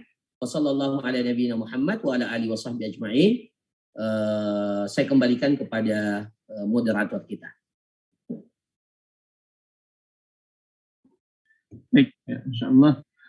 Syukran, jazakumullah khairan Ustaz atas materi yang sudah kita sampaikan, begitu sangat luas, ya, begitu sangat bermanfaat, insyaAllah tentunya kepada kita semua. Baik, untuk menyempurnakan pertemuan kita pada hari ini, kita akan membuka sesi tanya jawab. Dan alhamdulillah sementara materi tadi berlangsung, Ustaz, sudah banyak yang bertanya di kolom chat. Mungkin kami akan memilih 3 pertanyaan. Yang pertama dari Ibu Sri Hastati. Afwan, izin bertanya, untuk zakat mal setelah ditentukan jumlahnya, bolehkah dibagikan dalam bentuk sembako ke fakir miskin? Ya, Ustaz. Ya. Jadi hukum asalnya zakat mal yang kita sudah hitung itu diberikan dalam bentuk yang sesuai dengan harta yang wajib dizakatkan. Ya, itu hukum asalnya. Hukum asalnya. Jadi tidak boleh kita memberikan dalam bentuk yang lain. Ya, dalam bentuk yang lain. Jadi kalau pada asalnya kita punya uang, maka harta zakat mal yang diberikan itu dalam bentuk uang. Ya. Jadi itu hukum asalnya. Kita punya ternak. Ya, punya kambing. Kambing itu nisabnya berapa? 40 ekor. Kalau kita sudah punya kambing 40 ekor, maka wajib dizakatkan dan dizakatkan 1 ekor, ya, 1 ekor. Tidak boleh kita katakan 1 ekor itu nanti kita ya bilang jangan enggak usah dikasih kambing lah, dikasih uang saja seharga kambing itu. Tidak. Karena memang ada tujuan-tujuan tertentu. Jadi hukum asalnya harta yang wajib dizakatkan itu diberikan dalam bentuk harta yang sesuai dengan apa yang kita wajib zakatkan, ya. Kecuali kata para ulama dalam kondisi-kondisi tertentu di mana fakir miskin atau mustahik zakat itu lebih membutuhkan harta itu. Jadi umpamanya gini ya. Umpamanya saya kasih contoh, waktu ada gempa, ada musibah, ya, ada musibah yang melanda. Di tempat itu kalau kita kasih uang langsung fakir miskin, dia mau beli sembako, tidak ada yang jual sembako. Tidak ada yang jual sembako. Karena gempa, semuanya rusak, fasilitas tidak ada. Maka dalam kondisi yang seperti itu, maka boleh kita berikan, ya, ketika kita mengetahui ternyata memang fakir miskinnya ini membutuhkan itu. Begitu juga pakaian umpamanya, kalau dalam musibah kan pakaian itu menjadi satu. Jadi kita tidak memberikannya dalam bentuk uang, tapi kita memberikannya dalam bentuk barang. Itu boleh. Itu boleh dalam kondisi tertentu. Tapi secara hukum asalnya tidak. Ya, hukum asalnya kita berikan sesuai dengan jenis harta yang wajib untuk kita zakatkan. Wallahu ta'ala. Ya. Baik. Pertanyaan kedua, Ustaz. Ya. Dari Ibu Nurhayati Jabir. Tanya, bagaimana perhitungan zakat gaji atau penghasilan setiap bulan? Syukur. Penghasilan gaji setiap bulan, itu yang biasa disebut dengan zakat profesi. Ya, sebenarnya ini masuk dalam kategori penghitungan zakat harta. Ya, zakat harta. Jadi saya selalu mudahnya begini ya. Begini. Jadi kalau kita punya gaji bulanan, ya, ini di luar ya, kalau umpamanya kalau sudah jadi ASN, itu kan memang ada dipotong setiap bulan 2,5%. Ini di luar konsep ini. Nah, jadi sebenarnya begini. Jadi kalau kita punya gaji bulanan itu kita hitung berapa yang bisa kita simpan, ya, berapa yang bisa kita simpan. Ya, jadi umpamanya dalam setahun kita punya gaji, kalau kita hitung-hitung sampai 100 juta. Tapi kan 100 juta itu tidak semuanya bisa kita simpan. Ada yang kita pakai untuk keperluan keperluan pokok kita, kebutuhan pokok kita, dan ada yang bisa kita simpan. Nah, yang simpan itulah yang nanti akan kita hitung. Nah, kita hitung dengan harta kita yang lain. Ibu-ibu punya emas, ya, ibu-ibu punya emas, punya simpanan dalam bentuk ini, punya tabungan dan seterusnya. Nah, itu diakumulasi semua. Kemudian nanti kita lihat apakah mencapai nisab atau tidak. Ya, mencapai nisab atau tidak. Kalau ternyata mencapai nisab, nisabnya berapa? Ya, ini nisabnya kalau kita kembali ke emas, itu seperti yang saya katakan tadi, kalau emas hari ini itu harganya 900 sekian, maka nanti sekitar kalau kita punya 78 juta, jadi kalau kita punya uang, setelah kita kalkulasi, oh ini emas saya sekian gram, ditambah dengan uang saya, kemudian gaji yang saya simpan setiap bulan, nah itu terakumulasi mencapai 78 juta, ya, atau bahkan lebih, maka wajib dizakatkan 2,5%, ya, 2,5%. Jadi pada hukum asalnya konsep, ya, zakat gaji kita itu kembali kepada zakat uang, ya, zakat emas dan perak, ya, zakat emas dan perak. Meskipun ya ini saya sampaikan kepada para pemirsa, sebenarnya kalau dikonversi ke emas memang besar, ya, besar nisabnya 78 juta. Tapi kalau mau dikonversi ke perak, justru banyak yang wajib zakat ini. Ya, jadi kalau mau dikonversi ke perak itu kan 595 kalau tidak salah, 595 gram perak, ya. Harga perak itu sekitar kalau tidak salah 8 ribuan sekarang. Kalau tidak salah, ya, 8 ribuan. Ya, jadi orang yang sudah punya uang, ya, maaf, bukan 8 ribuan, sekitar 14 ribu kalau tidak salah, nanti bisa dicek, ya, harga perak hari ini, kalau ada yang bisa cek, ya, jadi 595 itu dikali 14 ribu kalau tidak salah, ya. Jadi kalau ada yang punya, ini saya lihat kalau 595 kali nisab perak itu kan 595. Ya, jadi dikali dengan harga perak per hari ini katakan 14 ribu, maka orang punya 8.300.000 itu sudah wajib zakat itu. Ya, jadi jangan tunggu 78 juta. Itu kalau emas dikonversi ke emas. Meskipun para ulama kita mengatakan mereka mengatakan dikonversi ke emas, ya, dikonversi ke emas. Tapi tidak ada masalah, bapak-bapak, ibu-ibu sekalian, kalau bapak-bapak ingin mengkonversikannya ke perak, karena ini lebih maslahat buat fakir miskin.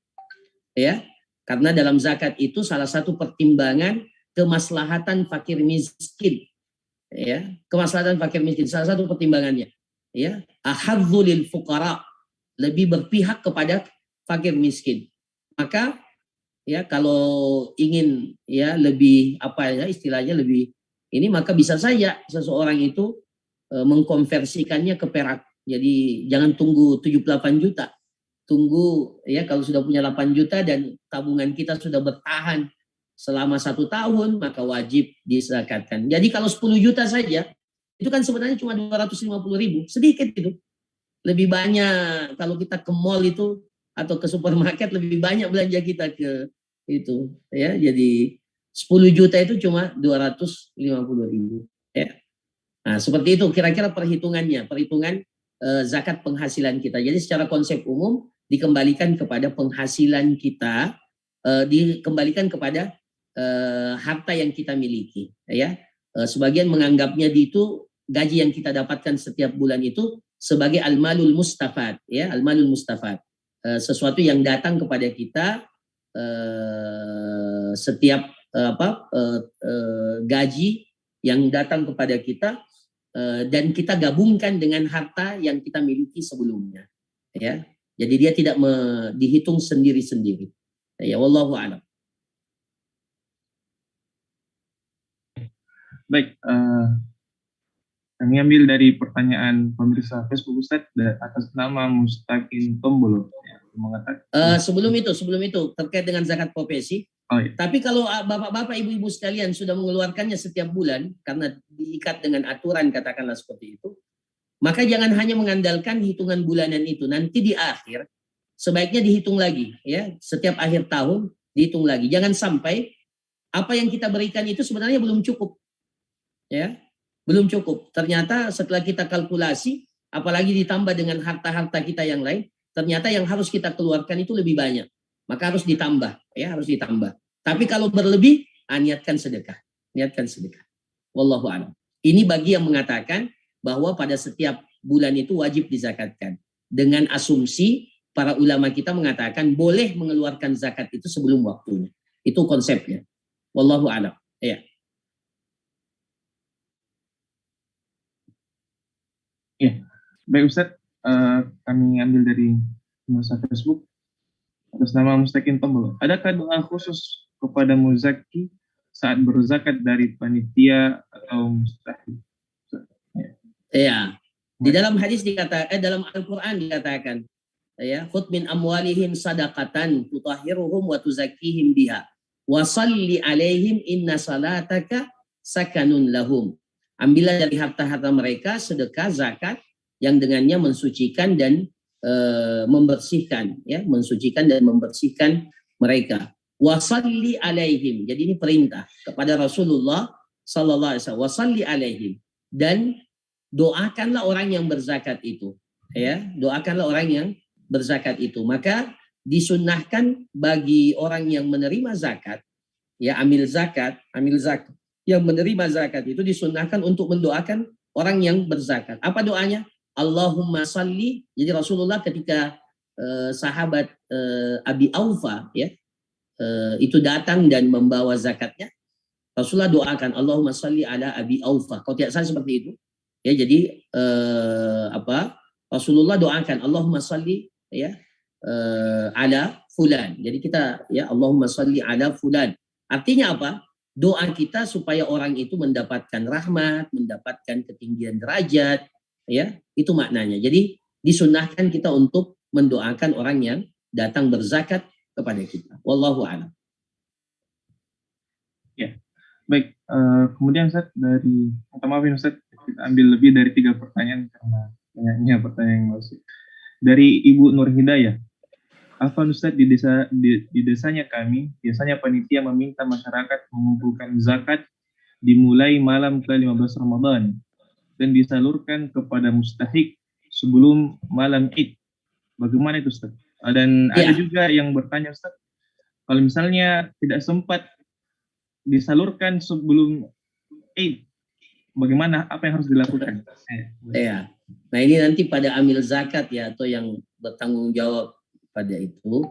Jadi pada saat kita menyerahkan zakat, ini kan zakat fitrah, ya, yang dimaksud zakatul fitr, ya, bukan zakat harta, zakatul fitr, zakat fitri, ya, atau zakat fitrah, ya. Nah, ini kalau kita serahkan itu belum menyerahkannya kepada mustahik sebenarnya, itu masih kita prosesnya kita wakilkan, ya, kita wakilkan penyerahan zakat kita kepada amil, ya, kepada imam desa atau siapa. Nah, selanjutnya menjadi tanggung jawab amil ini untuk menyerahkan pada waktunya. Kapan pada waktunya? Itu di akhir Ramadan, ya, pendapat yang kuat mengatakan di akhir Ramadan 1 hari atau 2 hari sebelum hari Id. Dan yang paling afdal itu di malam Id atau sebelum orang keluar melaksanakan sholat Idul Fitri. Karena betul-betul kita pastikan bahwa harta itu didapatkan oleh orang yang membutuhkan, kepada fakir miskin. Nah, jadi menjadi tugas, ya, jadi tugas amilnya nanti itu menyalurkan pada waktunya. Jadi pada saat kita menyerahkan itu masih dalam proses perwakilan, belum penyerahan, karena belum sampai kepada mustahiknya, belum sampai kepada orang yang berhak menerima zakat fitri itu. Nanti setelah diserahkan oleh imam desa, oleh amil, maka zakat fitrahnya itu diserahkan kepada orang yang berhak. Nah, maka menjadi perhatian harus diserahkan sebelum, pada waktunya, ya, pada waktunya. Yang paling afdal itu sebelum kita keluar melaksanakan salat Id. Tapi kalau ternyata dikhawatirkan tidak terbagi, maka boleh diberikan 1 atau 2 hari sebelum hari Id. 1 atau 2 hari sebelum hari Id, sebagaimana dalam riwayat Ibnu Umar dikatakan para sahabat itu kadang membayarkannya 1 hari atau 2 hari sebelum hari Id. Nah, kalau mengakhirkannya setelah Id, Maka kalau tidak ada alasan yang benar, nah ini menjadi tanggung jawab itu, ya. Maka terhitung dia itu seperti sedekah biasa. Fahiya sadaqatun minas sadaqat. Dalam hadis dikatakan, kalau dia sudah imam sudah orang sudah selesai melaksanakan sholat Idul Fitri, baru dibayarkan zakatnya, maka dia terhitung sedekah biasa. Kecuali ada uzur. Kecuali ada uzur. Seperti apa uzurnya itu? Banyaknya harta zakat yang harus didistribusi. Sehingga amilnya kerepotan. Amilnya kerepotan, tidak bisa menyerahkan semuanya pada waktu yang telah ditetapkan. Maka ini mungkin dijadikan sebagai uzur. Atau kalau seseorang itu lupa, ya orang lupa. Kadang nanti setelah sholat id baru, oh saya belum zakat fitrah.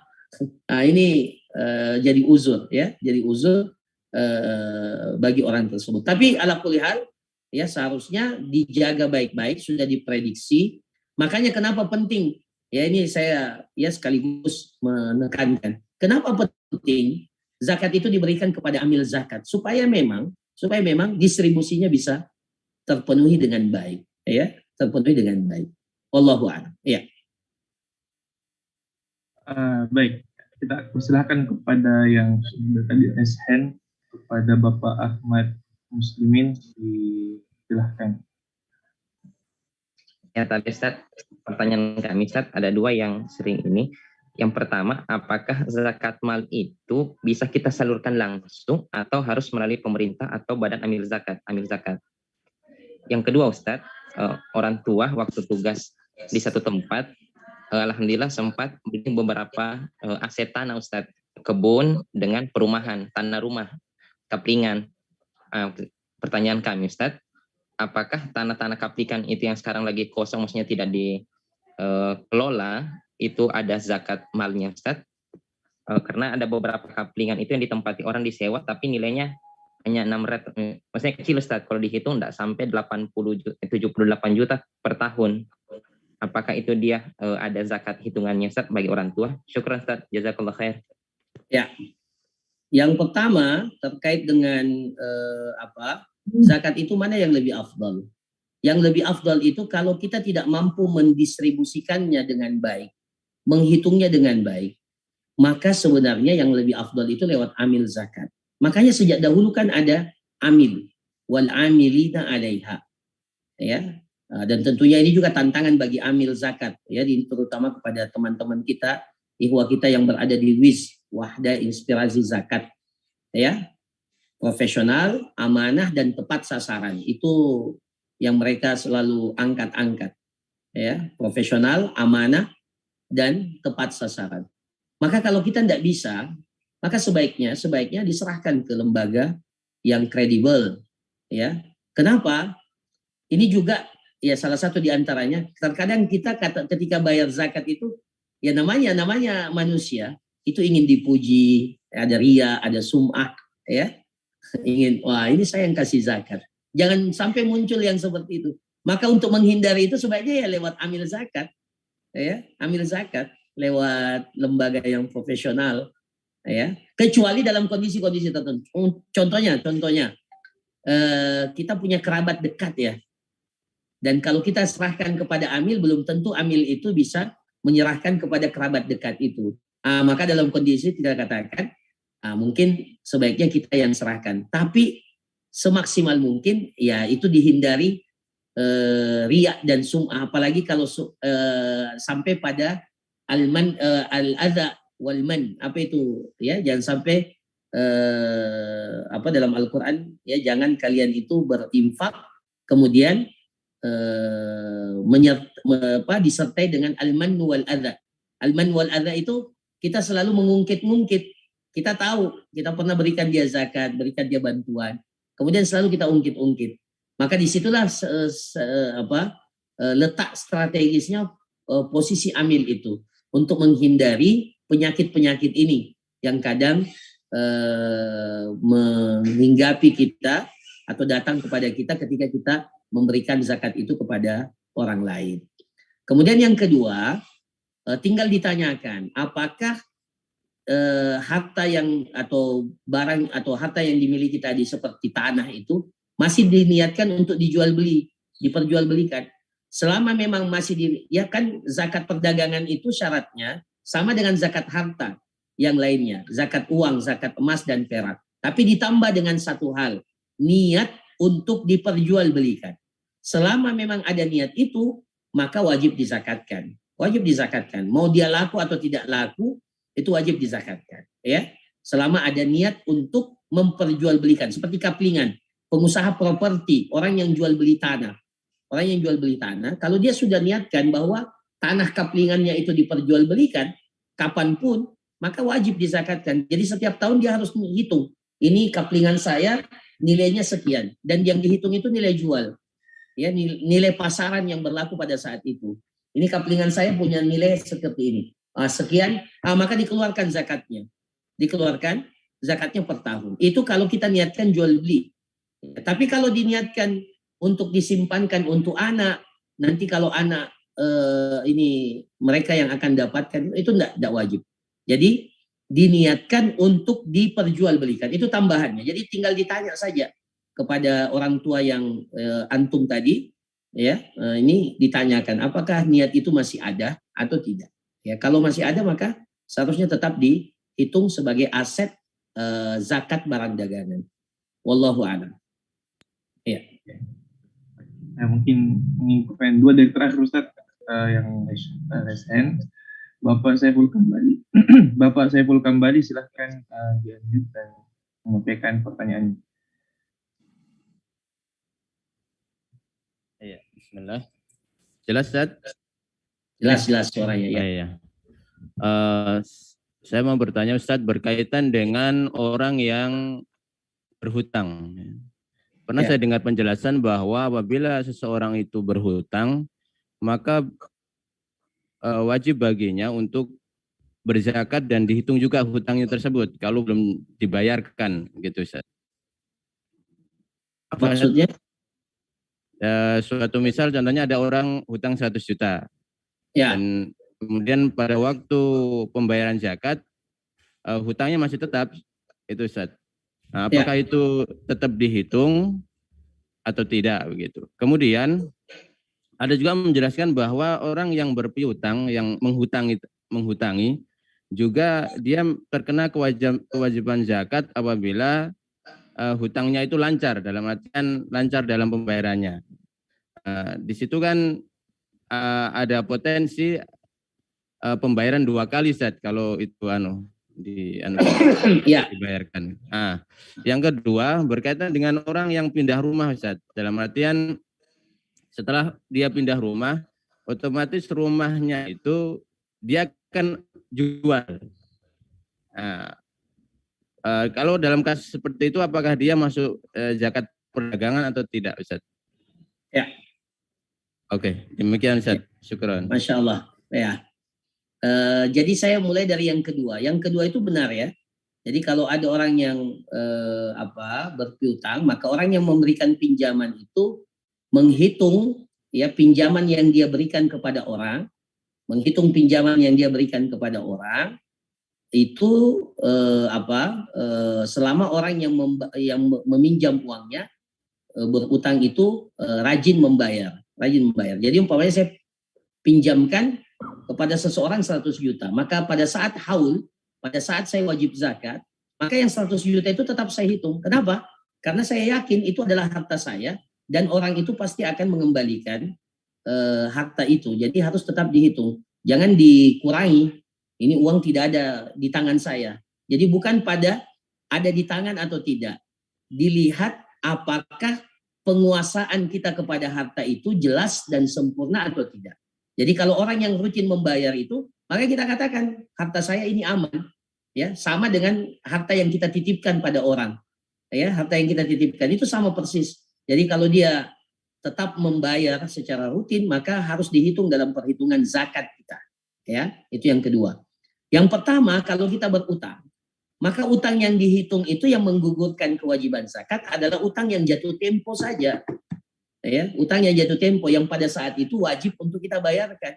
Ustadz, saya punya cicilan mobil 4 tahun. Jangan dihitung harga mobil itu 4 tahun.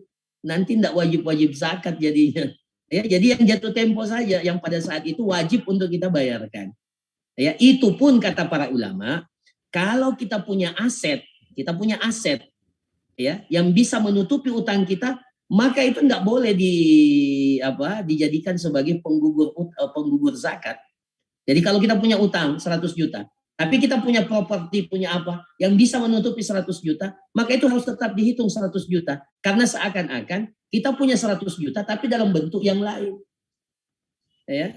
Jadi harus tetap harus tetap dihitung itu, karena seakan-akan dia menjadi uang kita. Itu kalau kita punya aset yang bisa menutupi utang, ya, bisa menutupi utang. Tapi kalau tidak, ya, maka yang dihitung itu utang yang jatuh tempo saja, ya. Mudah-mudahan ini jelas. Kemudian yang ketiga tadi, kalau pindah rumah. Kalau pindah rumah, tinggal dilihat apakah memang diniatkan untuk diperjualbelikan. Anda jadi pedagang rumah setelah itu atau tidak. Ya. Tapi kalau niat rumahnya untuk menutupi kebutuhan atau dengan niat untuk bukan dengan niat untuk memang berprofesi sebagai tukang penjual rumah, maka tidak wajib zakat, ya. Jadi beda, memang zakat perdagangan itu harus diniatkan, memang kita niatnya untuk berdagang, jual beli, ya, jual beli. Jadi umpamanya kita punya rumah atau punya tanah, katakan tanah. Kebetulan ada anak kita yang butuh, dia mau sekolah, mau lanjut pendidikan atau mau menikah, kita jual tanah kita. Kita itu bukan pedagang tanah, kita hanya menjual aset yang kita miliki untuk keperluan anak kita. Jadi tidak wajib zakat, kecuali hasil penjualannya ternyata tersimpan 1 tahun, ya, tersimpan 1 tahun, maka wajib untuk kita keluarkan zakatnya. Allahu ta'ala. Ya, baik. Mungkin yang terakhir Ustadz dari Bapak Sudirman Ali, yang langsung saja dinyalakan mic-nya dan mengajukan pertanyaannya. Iya. Syukran atas kesempatan yang diberikan. Pertanyaannya Ustadz, pertama kaitannya dengan zakat pertanian. Kebetulan ini ada keluarga habis panen Ustadz, dan dia sudah hitung-hitung dan sudah ada zakatnya. Cuma karena keluarga ini tahu bahwasanya kami sedang dalam proses pembangunan sekolah di bawah naungan Yayasan Pesantren Wadah Islamiyah, sehingga dia berniat untuk mengalokasikan dana tersebut atau istilahnya zakatnya ini dari pertaniannya ini ke Yayasan Pesantren kami ini. Jadi amanahnya seperti itu. Ya, tapi satu sisi ya kami tahu bahwasanya wallahu alam ya zakat pertanian yang kami tahu maksudnya alokasinya yang tepat sasaran kan itu ya 8 golongan. Nah, yang kami mau tanyakan Ustaz, apakah tidak berdosa atau istilahnya tidak apa-apa? Ya, satu sisi amanahnya mau diarahkan ke sana, tapi kami arahkan ke ke 8 golongan yang berhak itu untuk disalurkan supaya tepat sasaran. Jadi seperti itu Ustaz. Itu yang pertama. Kemudian yang kedua Ustaz, ini juga ada baru-baru kasus yang terjadi di kalangan keluarga kami. Kalau secara ekonomi Ustaz, keluarga kami ini termasuk ya golongan yang mampu. Ya mungkin kalau istilahnya adalah mungkin kendaraannya ada kebunnya. Nah, cuma ya baru-baru ini Ustaz kena musibah dalam hal mungkin ya ditipu, dan itu dalam jumlah yang sangat banyak sekali. Ya, boleh dikata mungkin hampir 400 juta. Nah, ketika mengalami musibah ini, keluarga ini berinisiatif untuk ya istilahnya menjual, anggaplah kendaraannya juga, kemudian itu asetnya itu termasuk sawah. Namun untuk sementara karena ada keluarga juga yang membantunya mengatakan jamki dulu jual itu, nanti saya tanggung ini dulu. Nah, pertanyaannya di sini Ustaz, apakah keluarga yang seperti ini sudah termasuk golongan yang berhak untuk kita ya berikan ya zakat Ustaz? Jadi seperti itu, karena ya istilahnya satu sisi sebenarnya memang ada hartanya, tapi kalau dihitung-hitung dari apa namanya tadi ini semacam boleh dikatakan utang lah, karena dia harus kembalikan itu sekitar 400 juta. Boleh dikata mungkin ya habis semua dengan harta yang akan istilahnya yang akan rencana dijual itu Ustaz. Ya, syukuran atas kesempatan yang diberikan.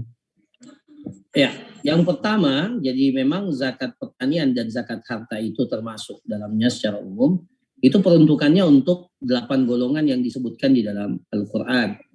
Jadi tidak boleh diberikan di luar golongan itu. Jadi kalau sekolah atau apa itu kan bukan mustahik zakat sebenarnya.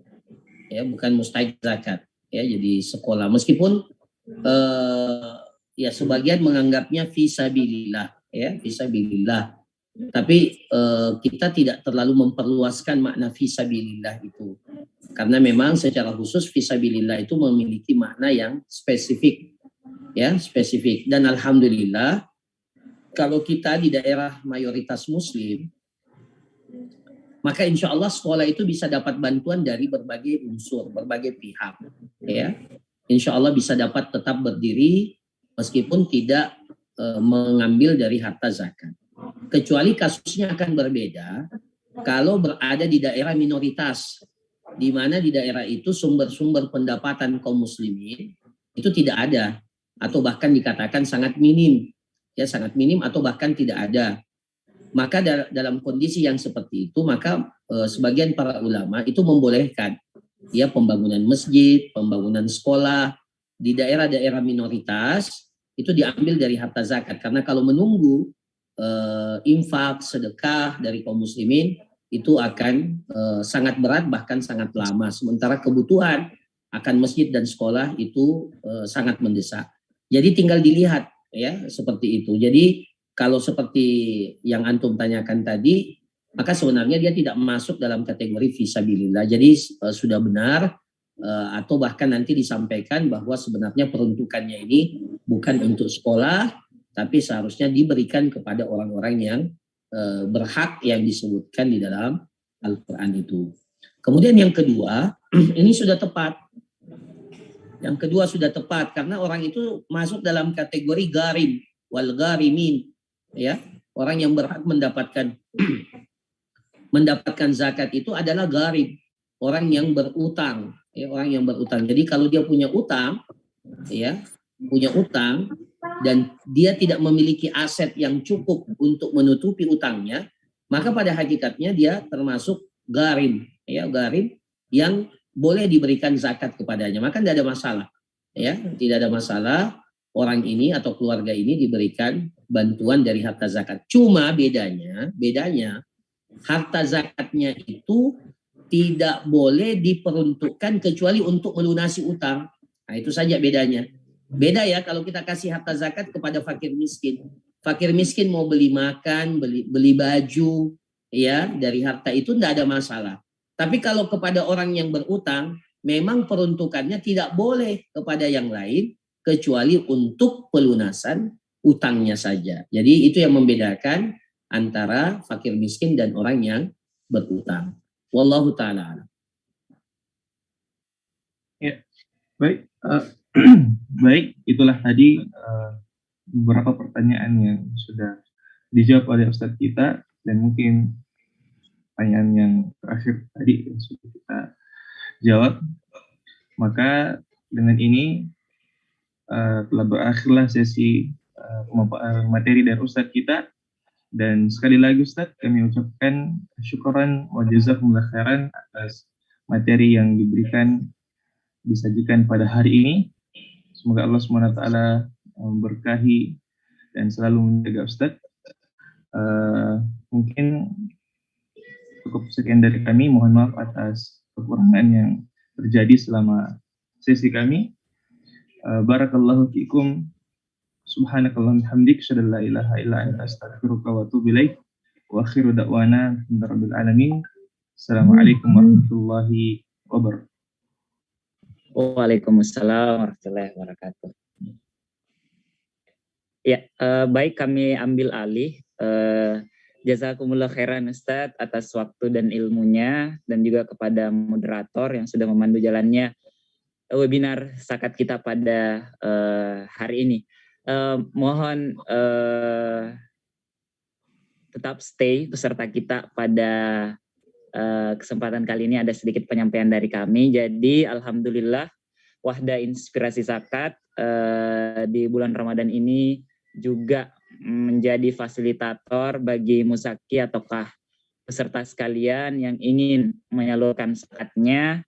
Seperti tadi yang dikatakan Ustadz, bahwa lebih baik kita menyalurkan di lembaga amil zakat yang terpercaya. Dan alhamdulillah Wahda Inspirasi Zakat sudah mendapat perizinan langsung dari Kementerian Agama dan juga Basnas. Nah, tadi disampaikan juga Ustadz bahwa jangan sampai ketika kita menyalurkan sendiri zakat-zakat kita, jangan sampai ada rasa ria, rasa ujub, dan hal lainnya. Selain itu juga kenapa kami mungkin mengarahkan para peserta ataukah para muzaki menyalurkan zakatnya di lembaga zakat yang terpercaya, karena ketika kita menyalurkan sendiri, jangan sampai mustahik ini mendapat double bantuan, jadi double penerima manfaat dari muzaki-muzaki yang lainnya. Jadi alangkah baiknya zakat-zakat kita, infak-infak kita atau sedekah-sedekah kita disalurkan ke lembaga amil zakat nasional yang sudah mendapat perizinan dan legalitas.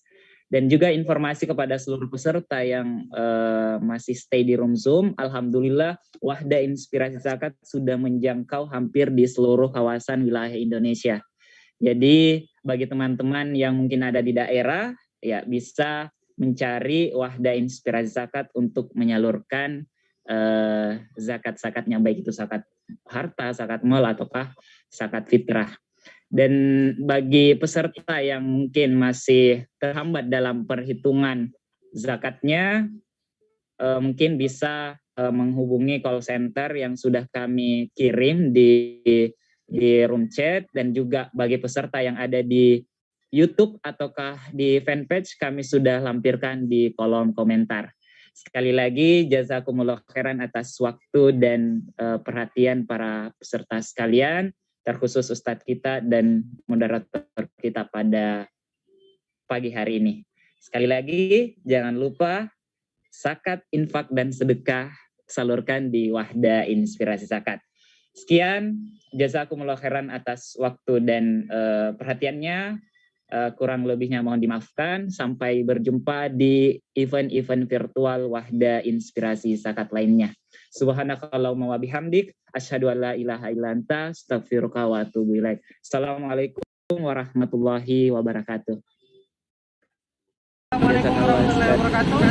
Sahabat Inspirasi, hari ini kita akan berbagi keberkahan bersama tukang ojol, dan di belakang sana sudah ada penjual bensin eceran, dan di sana kita akan gratiskan untuk para tukang ojol yang lewat dan melihat konser ini.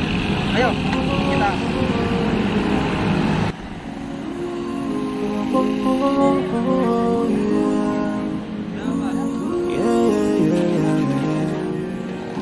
So many dreams, in my life.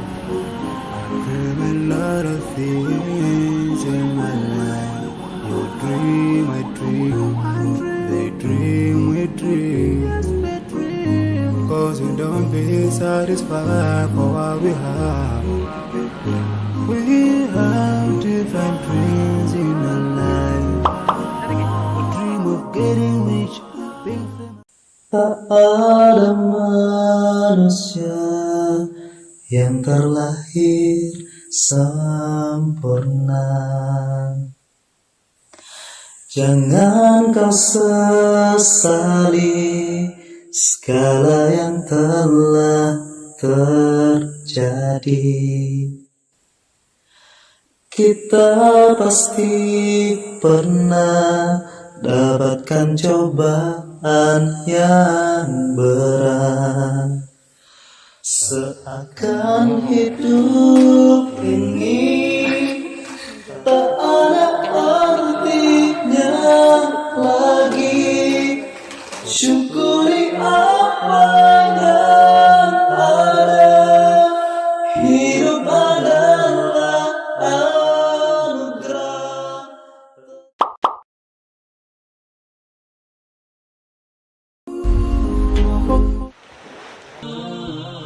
Begitu dikasihnya, saya juga kerja berapa gaji bisa 1 minggu 20-200 baru kontrak juga di sini. Anakku ini kan.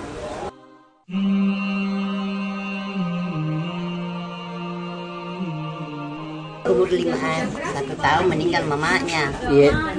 Sebelum masuk SD meninggal bapaknya.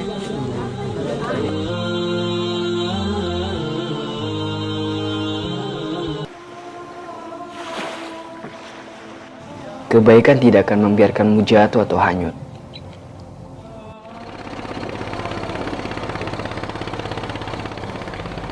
Karena berbuat baik akan membuat segalanya menjadi berarti.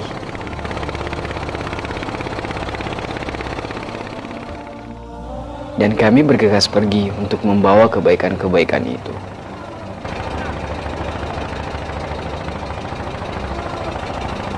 Beberapa Al-Quran akan kita bawa untuk adik-adik yang tinggal di sana.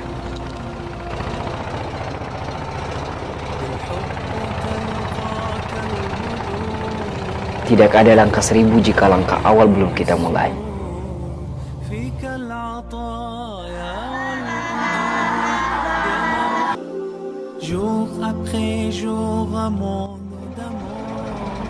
Dan itulah kami, Wahda Inspirasi Zakat.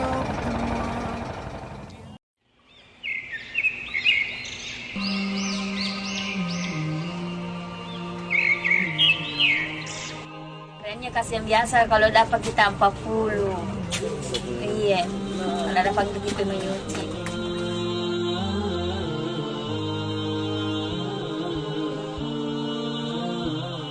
Begitu dikasihnya, saya juga kerja berapa gaji bisa 1 minggu 20-200 baru kontrak juga di sini. Anakku ini kan.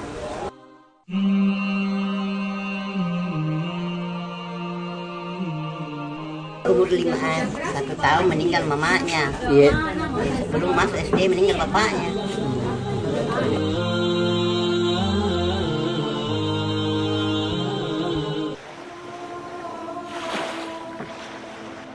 Kebaikan tidak akan membiarkanmu jatuh atau